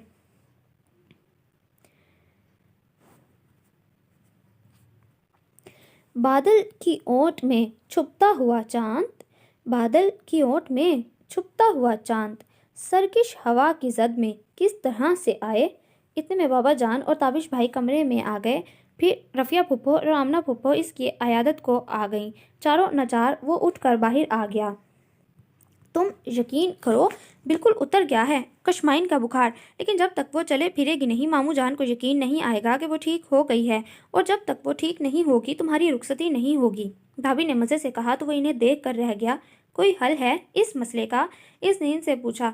भाभी थोड़ी देर सोचती रहीं, फिर चुटकी बजा कर बोली, मैं इसे ये बताती हूँ कि तुम लाहौर चले गए हो। तुम्हारे लाहौर जाने का सुनकर यकीनन वो सेहतयाब हो जाएगी, कमरे से बाहर निकलेगी, चले फिरेगी, तुम इससे बात कर लेना और मामू जान रुखसती कर देंगे। कैसा आइडिया? उन्होंने इससे पूछा। आइडिया तो अच्छा है मगर अमल जल्दी हो तो और भी अच्छा, इसने शरारत से हंस कर कहा तो भाभी भी हंसती। और फिर जब शाम को भाभी ने इसे बताया कि अकराश लाहौर चला गया है तो इसका बुखार उड़न छू हो गया और वो फौरन से बिस्तर से छलांग लगा कर उतर गई। भाभी ने इसे खशमगीन निगाहों से घूर कर देखा तो वो शर्मिंदा हो गई। भाभी ने इसे कुछ कहना मुनासिब ना समझा कि वो सब हालात जानती थी, सो हंस कर उन्होंने टाल दिया। मैं आपके लिए गरम गरम चाय बना कर लाती हूँ, वो पुरजोश अंदाज में कहती बाहर निकल गई। कितने दिनों बाद आज़ादी का एहसास था, दिमाग का बोझ उतरा था, वजूद हल्का फुल्का था। वो किचन में चाय बनाने लगी। अकराश अपने कमरे में जा रहा था। चलते हुए इसकी नज़र किचन में पड़ी। ملکجے سے حلیے میں وہ حشاش بشاش کام میں مصروف تھی۔ کتنے دنوں بعد اس کی صورت دیکھی تھی۔ وہ کچن میں اکیلی تھی۔ وہ کسی خیال کے تحت کچن میں آ گیا۔ دل چاہ رہا تھا بہت ساری باتیں کرے، اس سے پوچھے کہ آخر تمہیں مجھ سے کس قسم کا خوف ہے؟ مجھے بتاؤ، میں تمہارا ہر خوف دور کر دوں گا، مگر اس طرح سے مجھ سے بھاگنا چھپنا اچھا تو نہیں۔ وہ سینے پر ہاتھ باندھے کھڑا تھا اور اس کی سرگرمیاں دیکھ رہا تھا۔ اچانک اسے محسوس ہوا کہ کوئی اسے دیکھ رہا ہے۔ اس نے پلٹ کر دیکھا تو مقابل وہ کھڑا تھا۔ اس کی چیخ نکلتے نکلتے رہ گئی، لیکن ہاتھ میں پکڑی کانچ کی پلیٹ چھوٹ گئی، جس کی آواز سن کر نوری کپڑے دھوتا چھوڑ کر دوڑتی ہوئی آئی۔ بی بی جی کیا ہوا؟ وہ حواس باختہ کچن میں داخل ہوئی۔ اکراش پانی پینے کی غرض سے فریج کی طرف مڑ گیا کہ ملازموں کو تو کم از کم پتہ نہ چلے کہ وہ اس سے ڈرتی ہے۔ نوری کو دیکھ کر اس کی جان میں جان آئی۔ بی بی جی، آپ کی طبیعت تو ٹھیک ہے؟ کس نے کہا تھا آپ سے کام کرنے کے لیے؟ وہ ہمدردی کرنے لگی۔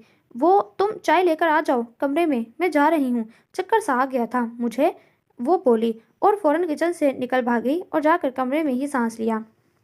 وہ اپنی سانسیں بحال کر رہی تھی کہ فوراً بیلا آ گئی۔ ہاں بھائی سناؤ، کیسی طبیعت ہے اب تمہاری؟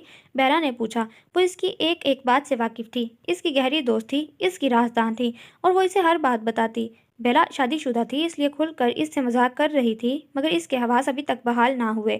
اسے بیلا کی باتیں اچھی نہیں لگ رہی تھیں۔ بیلا نے جب اس کی کیفیت دیکھی تو پوچھا کہ کیا پریشانی ہے، اور پھر اس نے ساری بات معصومیت سے بتا دی کہ وہ اس سے ڈرتی ہے، خوف زدہ ہے۔ اس کی آنکھیں ایسی ہیں کہ بندہ ایک لمحہ نہیں دیکھ سکتا، غصے کا اتنا تیز ہے کہ بڑے بابا سے بھی الجھتا ہے، ان کے قابو میں نہیں، اتنا ضدی ہے کہ بات منوا کر چھوڑتا ہے۔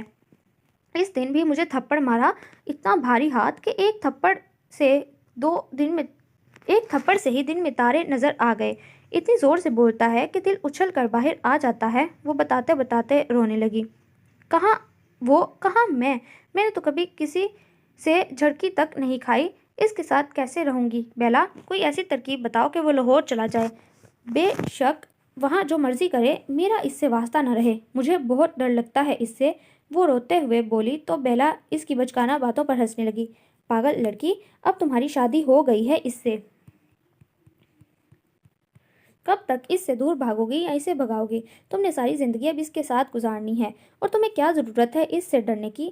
کیا کمی ہے اگر تم میں؟ اگر وہ شیر ہے تو تم سوا شیر ہو کر دکھاؤ، اگر وہ شہاب زمان کا پوتا ہے تو تم پوتی ہو۔ اور پھر بیلا نے اسے وہ سنہری اصول بتائے کہ اس کے 14 طبق روشن ہو گئے۔ میں یہ سب کر لوں گی؟ وہ حیرانگی سے بولی۔ بالکل کر لو گی، بس اس کی طرف نہ دیکھنا میری جان۔ ضدی آدمی کے سامنے جتنے ہتھیار ڈالے جائیں، اس کی ضد اتنی ہی مضبوط ہوتی ہے۔ تم بھی اپنی ضد دکھاؤ، اور اس پر کبھی یہ ظاہر نہ کرنا کہ تم اس سے ڈرتی ہو، پہلے ہی بچپن سے وہ تم پر حاوی ہے، اگر اس کے روب میں آئیں تو ساری عمر دب کر رہنا پڑے گا۔ اچانک ہی عدنان دانش کی شادی کا کارڈ آ گیا اور وہ لاہور چلا گیا، لیکن اسے کشمائن کی اس دن والی حرکت پر بے انتہا غصہ تھا۔ خواہ وہ تماشا بنا رہی تھی۔ 8 دن بعد اس نے شادی سے فارغ ہو کر گاؤں آنے کا ارادہ کیا اور ساتھ ہی انتہائی قدم اٹھانے کا فیصلہ۔ صبح وہ بھابھی کے ساتھ کام میں لگی ہوئی تھی۔ نوری اور شادہ کی چھٹی تھی، اس لیے کام اور بھی بڑھ گیا۔ کام کاج سے فارغ ہو کر وہ نہانے چلی گئی۔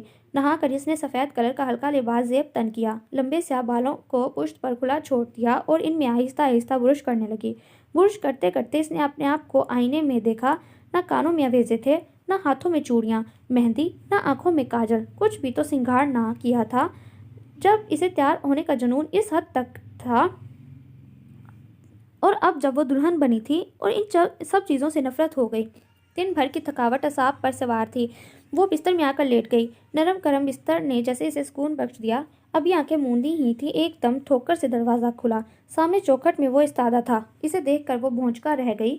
وہ ایک ایک قدم اٹھاتا ہوا اس کے قریب آیا۔ اس نے تحفظ کے لیے بس کمرے میں ادھر ادھر نظریں دوڑائیں، لیکن وہ بالکل مقابل آ گیا۔ نجات کی راہ صرف بھاگنا ہی تھا۔ اس نے بھاگنے کے لیے بستر چھوڑا اور جانے لگی، لیکن دوسرے ہی لمحے وہ اس کی گرفت میں تھی۔ مجھے چھوڑیں ورنہ میں بڑے بابا کو آواز دے ڈالوں گی، اس نے دھمکی دی، لیکن اکراش کا پارا ہائی ہو گیا۔ اس طرح اس کے ہاتھ پر اپنی گرفت مضبوط کیے کمرے سے باہر نکل گیا۔ اب دو سب کو آوازیں، اس نے بھی الٹی دھمکی دی۔ اس کے تو وہم و گمان بھی نہیں تھا کہ وہ یہ ہو سکتا ہے۔ وہ حیا سے پانی پانی ہو گئی۔ وہ مفاہمت کی راہ نکالنا چاہتی تھی، لیکن اس نے موقع ہی نہ دیا اور اسے لیے لمبے لمبے ڈگ بھرتا चल पड़ा। सामने से आगा जान और ताबिश भाई आ रहे थे। किसी मसले पर डिस्कस करते हुए इसने बेसाख्ता शर्म से अपना चेहरा नीचे झुका लिया। ताबिश भाई ने हंसते हुए आगे बढ़कर बाबा जान की आंखों पर हाथ धरे। भाभी किचन से आ रही थीं, खांसती हुई वापस किचन में चली गईं। वो इसे मुकम्मल इस्तेहकाक और मजबूती से लेकर ऊपर चला गया और जाकर इसे बेड पर पटका। किचन में ताबिश भाई आए तो भाभी ने से उलझ पड़े। क्या ज़रूरत थी मामू जान को रुखसती से रोकने की? देख लिया नतीजा, मैं क्या कर सकता था, वो महजूज होकर बोले। दरअसल गुलरेज और गुलरुख ने अपने दादा जान को थप्पड़ वाला किस्सा सुना दिया, इसलिए कशमाइन की सेहतियाब हो जाने के बावजूद बाबा जान ने रुखसती पर तवज्जो ना दी। जले बैठे थे, कह रहे थे ऐसा सबक सिखाऊंगा नवाबजादे को कि इस याद करेगा।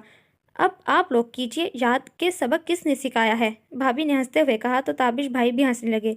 वो कमरे का दरवाज़ा बंद करके मुड़ा तो धुआंधार किस्म का रोने में मसरूफ़ थी।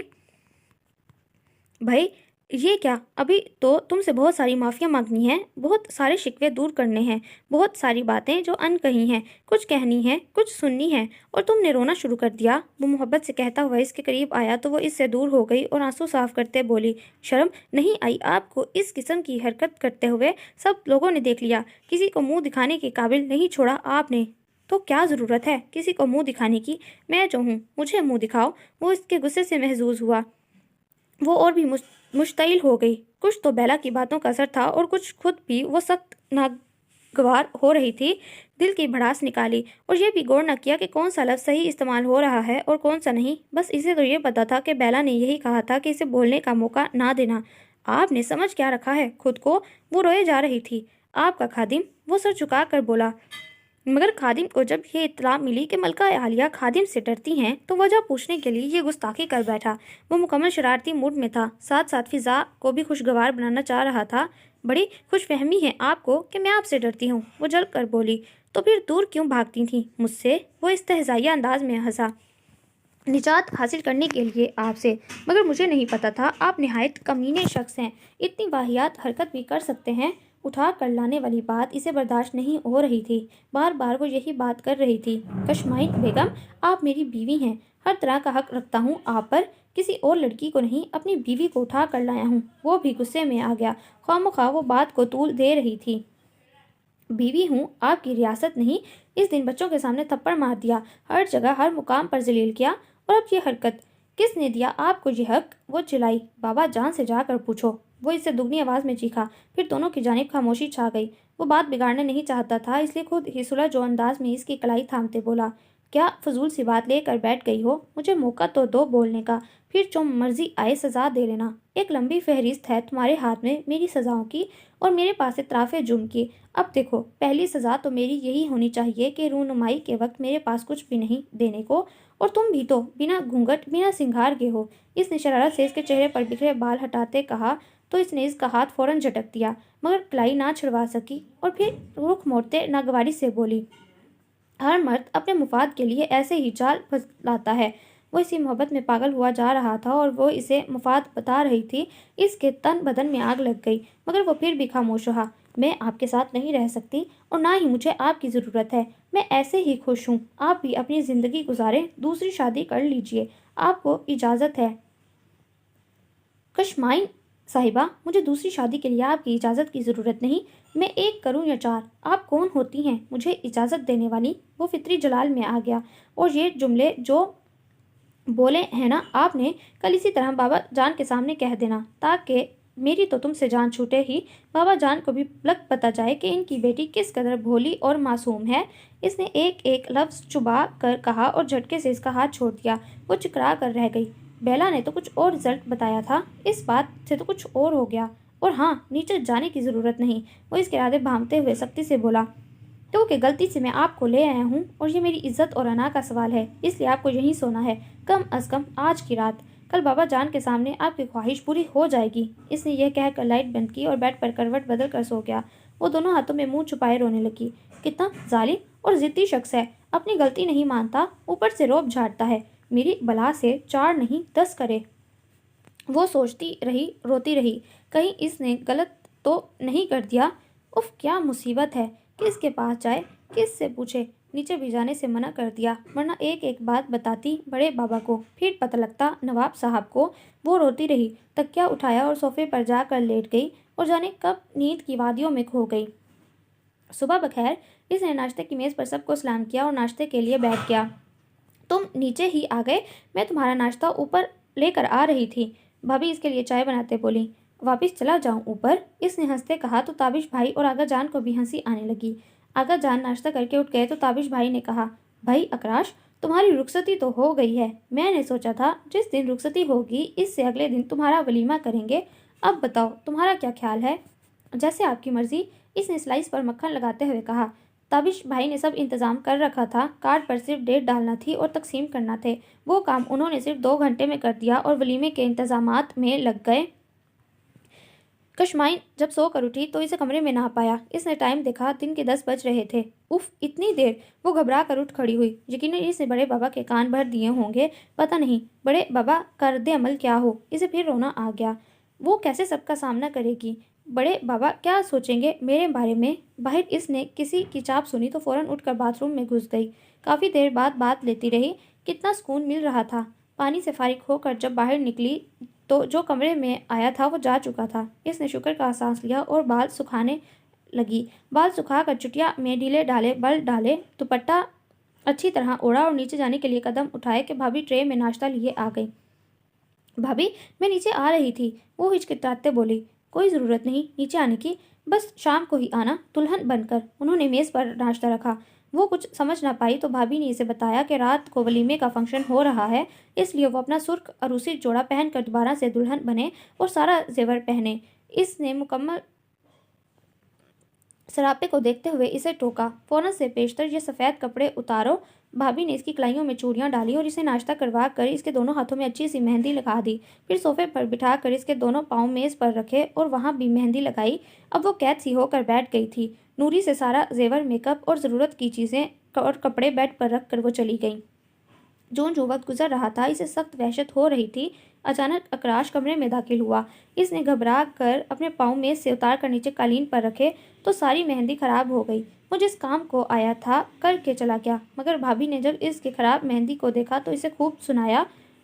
भाभी, ऐसी बात नहीं, वो झुंझला कर बोली और बात रूम में चली गई। भाभी को रवैया समझ ना आया। दुल्हन बनकर वो इतनी हसीन लग रही थी कि इसने खुद को आईने में देखा तो चकरा कर रह गई। भाभी ने इसे देखा तो ढेर सा प्यार कर डाला। लगता है पिछली बार तुम बेहोश हुई थी, अब की बार तुम्हें देखकर अकराश बेहोश होगा। उन्होंने इसे प्यार से देखते कहा और फिर इसे लाकर स्टेज पर बिठा दिया। वो तमाम लोगों की निगाहों का मरकज़ थी। हर शख्स इसके तारीफ में रतबुल लिसान था। कोई इसे खुशनसीब गर्दानता, कोई अकराश को लकी कहता। फंक्शन बेहद मुकम्मल और भरपूर था, लेकिन वो चुप चुप सी उदास उदास थी, जाने कैसे कैसे वहमों का शिकार थी। भाभी इसके उतरे हुए चेहरे को देख रही थी कि सुबह से वो मलूल है, उदास है, मगर पूछा नहीं। वलीमे के बाद वो भाभी के कमरे में बैठ गई। भाभी ने महसूस किया कि वो ऊपर जाने से गुरेज कर रही है। क्या बात है शामी, परेशान लग रही हो? उन्होंने अपनाइये से पूछा। आंसू तो पलकों पर सजे थे, झट बहने लगे। भाभी परेशान हो गई। क्या बात है? उन्होंने इसरार किया तो वो रोती रही। इतने में ताबिश भाई कमरे में आ गए। वो आंसू साफ करने लगी। भाभी इसके बिल्कुल करीब बैठी थी। उन्होंने इशारे से बीना भाभी से पूछा कि क्या बात है। कुछ नहीं, भाभी ने इन्हें टाल दिया और कशमाइन को लेकर ऊपर कमरे में आ गई। अब बताओ क्या बात है? भाभी ने इससे रिसान से पूछा तो वो ज़ारों की तार रोने लगी। भाभी ने इसे बेड पर बिठा कर पानी पिलाया। पलटी तो अकराश कमरे में दाखिल हुआ। भाभी को देखकर एकदम ठटक गया। भाभी ने इशारे से वहीं खड़े रहने को कहा। कशमाइन का रुख दूसरी तरफ था, इसलिए वो इसे ना देख सकी। भाभी ने फिर से पूछा, क्या बात है, रो क्यों रही हो? अकराश ने कुछ कहा है? उन्होंने अकराश को घूरते हुए इससे पूछा कि इन्हें अकराश का ही कसूर लग रहा था। इसने आंसू साफ करके अपनी दास्तान शुराना शुरू की, बल्कि इतराफ़े जुर्म करने लगी। कल जो कुछ भी मैंने किया बेला के कहने पर किया। बेला ने कहा था कि पहले दिन ही अपना आप मनवाया तो सारी उम्र रोती रहोगी। वो रोते हुए बोली तो भाभी ने अपना सर पीट लिया। इसने कहा था इसे बोलने का मौका ना देना। मर्द ऐसे ही होते हैं, बातों के जाल में फंसा लेते हैं अपने मफाद के लिए। इसलिए मैं खूब बोली, मैंने इन्हें कमीना कह दिया, और ये कहकर वो रो दी। भाभी चुपके से निकल गई। अकराश के लबों पर तबस्सुम बिखर गया, मगर वो खामोश खड़ा रहा। इसे पता था کہ میں ان سے ڈرتی ہوں تو اس نے کہا کبھی ظاہر نہ کرنا کہ تم ان سے ڈرتی ہو ورنہ ساری عمر دب کر رہنا پڑے گا۔ بیلا نے کہا تھا یہ بہترین زندگی گزارنے کے اصول ہیں، اگر عمل کرو گی تو کامیاب رہو گی، مگر جو کچھ اس نے کہا تھا ویسا کچھ بھی نہیں ہوا۔ وہ کہتے کہتے رونے لگی۔ بیلا کے کہنے پر میں نے کہا میری بلا سے دوسری شادی کر لیں، میں ایسے ہی خوش ہوں، مجھے پتہ نہیں کیسا آدمی ہے۔ کہنے لگا تم کون ہوتی ہو اجازت دینے والی، 4 کروں گا، اور ایک کو تو آج ہی پٹا لیا۔ کس طرح ہنس ہنس کر باتیں کر رہے تھے۔ اس کالی ساڑی والی سے اکراش کو ہنسی ضبط کرنا مشکل ہو گیا۔ بڑے بابا کو پتہ لگ گیا تو کیا ہوگا؟ وہ روتے روتے بولی خود بھی لاہور جا رہے ہیں ہمیشہ کے لیے، اگر آپ نے کچھ نہ کیا تو میں خود تابش بھائی کو بتا دوں گی۔ وہ بھابھی کو دھمکی دیتے بولی مجھے کیا پتا تھا گڑبڑ ہو جائے گی، سب کچھ بیلا کے کہنے پر ہوا۔ وہ روئے جا رہی تھی۔ اکراش کا وہاں کھڑے رہنا مشکل ہو گیا۔ وہ آگے بڑھا اور اس پر جھکتے ہوئے بولا سب کچھ دوسروں کے کہنے پر کرو گی اور کراؤ گی، خود بھی کچھ آتا ہے کہ نہیں؟ وہ اسے دیکھ کر یک دم اچھل پڑی۔ آپ کب آئے اور آپ نے ساری باتیں بھی سن لی؟ وہ ڈرتے ہوئے بولی جی ہاں۔ وہ اسے شانوں سے تھامتے ہوئے بڑے جذب سے بولا مجھے کل ہی علم ہو گیا تھا کہ یہ تم نہیں، تمہارے اندر کوئی اور بول رہا ہے، مگر میں چپ اس لیے تھا کہ چلو بول تو رہی ہو، ورنہ مجھے تو ڈر تھا کہ ساری عمر تمہاری آواز نہیں سن سکوں گا۔ جیسے حالات میرے سامنے آ رہے تھے اس کے پیش نظر کہہ رہا ہوں، مگر مجھے علم نہیں تھا کہ تم حدوں سے تجاوز کر جاؤ گی۔ وہ ہنستے ہوئے بولا۔ وہ شرمندہ ہو گئی اور دونوں ہاتھ اس کے آگے جوڑ کر آہستگی سے بولی مجھے نہیں پتا اس موقع پر کیا کرتے ہیں، بس آپ معاف کر دیں اور وعدہ کریں کہ بڑے بابا کو کچھ نہیں بتائیں گے۔ وہ چہرہ جھکائے ہاتھ جوڑے سادگی سے کھڑی تھی اور وہ اس کی معصومیت اور سادگی پر نہال ہو گیا اور شرارت سے بولا کیا بیلا نے نہیں بتایا کہ اس موقع پر کیا کرتے ہیں؟ وہ بس رو دی اور ہاتھ چھوڑے کھڑی رہی۔ اس نے محبت سے اس کے دونوں جڑے ہاتھوں کو کھولا اور اس پر جھکتے ہوئے سرگوشی سے کہنے لگا اتنا نہیں رو کہ یہ آنکھیں ان امرت ہونٹوں کو مات دینے لگیں۔ اس نے اپنی پلکوں کی جھلمن گرا لی۔ اب یہ بندہ عاجز کس خطا کا مزاج ہو سکتا ہے، یا پھر کل کی طرح مشتعل ہو کر وویلا مچاؤ گی؟ اس کے پلے کچھ نہ پڑا۔ ہونکوں کی طرح بولی جی کیا کہا آپ نے؟ ادائے حسن کی معصومیت کو کم کر دیں، گناہ گار نظروں کو حجاب آتا ہے۔ اجی ہم نے یہ کہا۔ وہ شرارت سے ہنستے ہوئے بولا۔ دھنک کے کئی رنگ اس کے چہرے پر بکھر گئے اور وہ اس کی باہوں میں سمٹ گئی۔ So listener, that was the end of today's novel. Hope that you like it. Do subscribe if you like. It is the only source of motivation for me. Also share with your family and friends. بہت جلد ملتی ہوں نئے novel کے ساتھ، تب تک کے لیے اللہ حافظ۔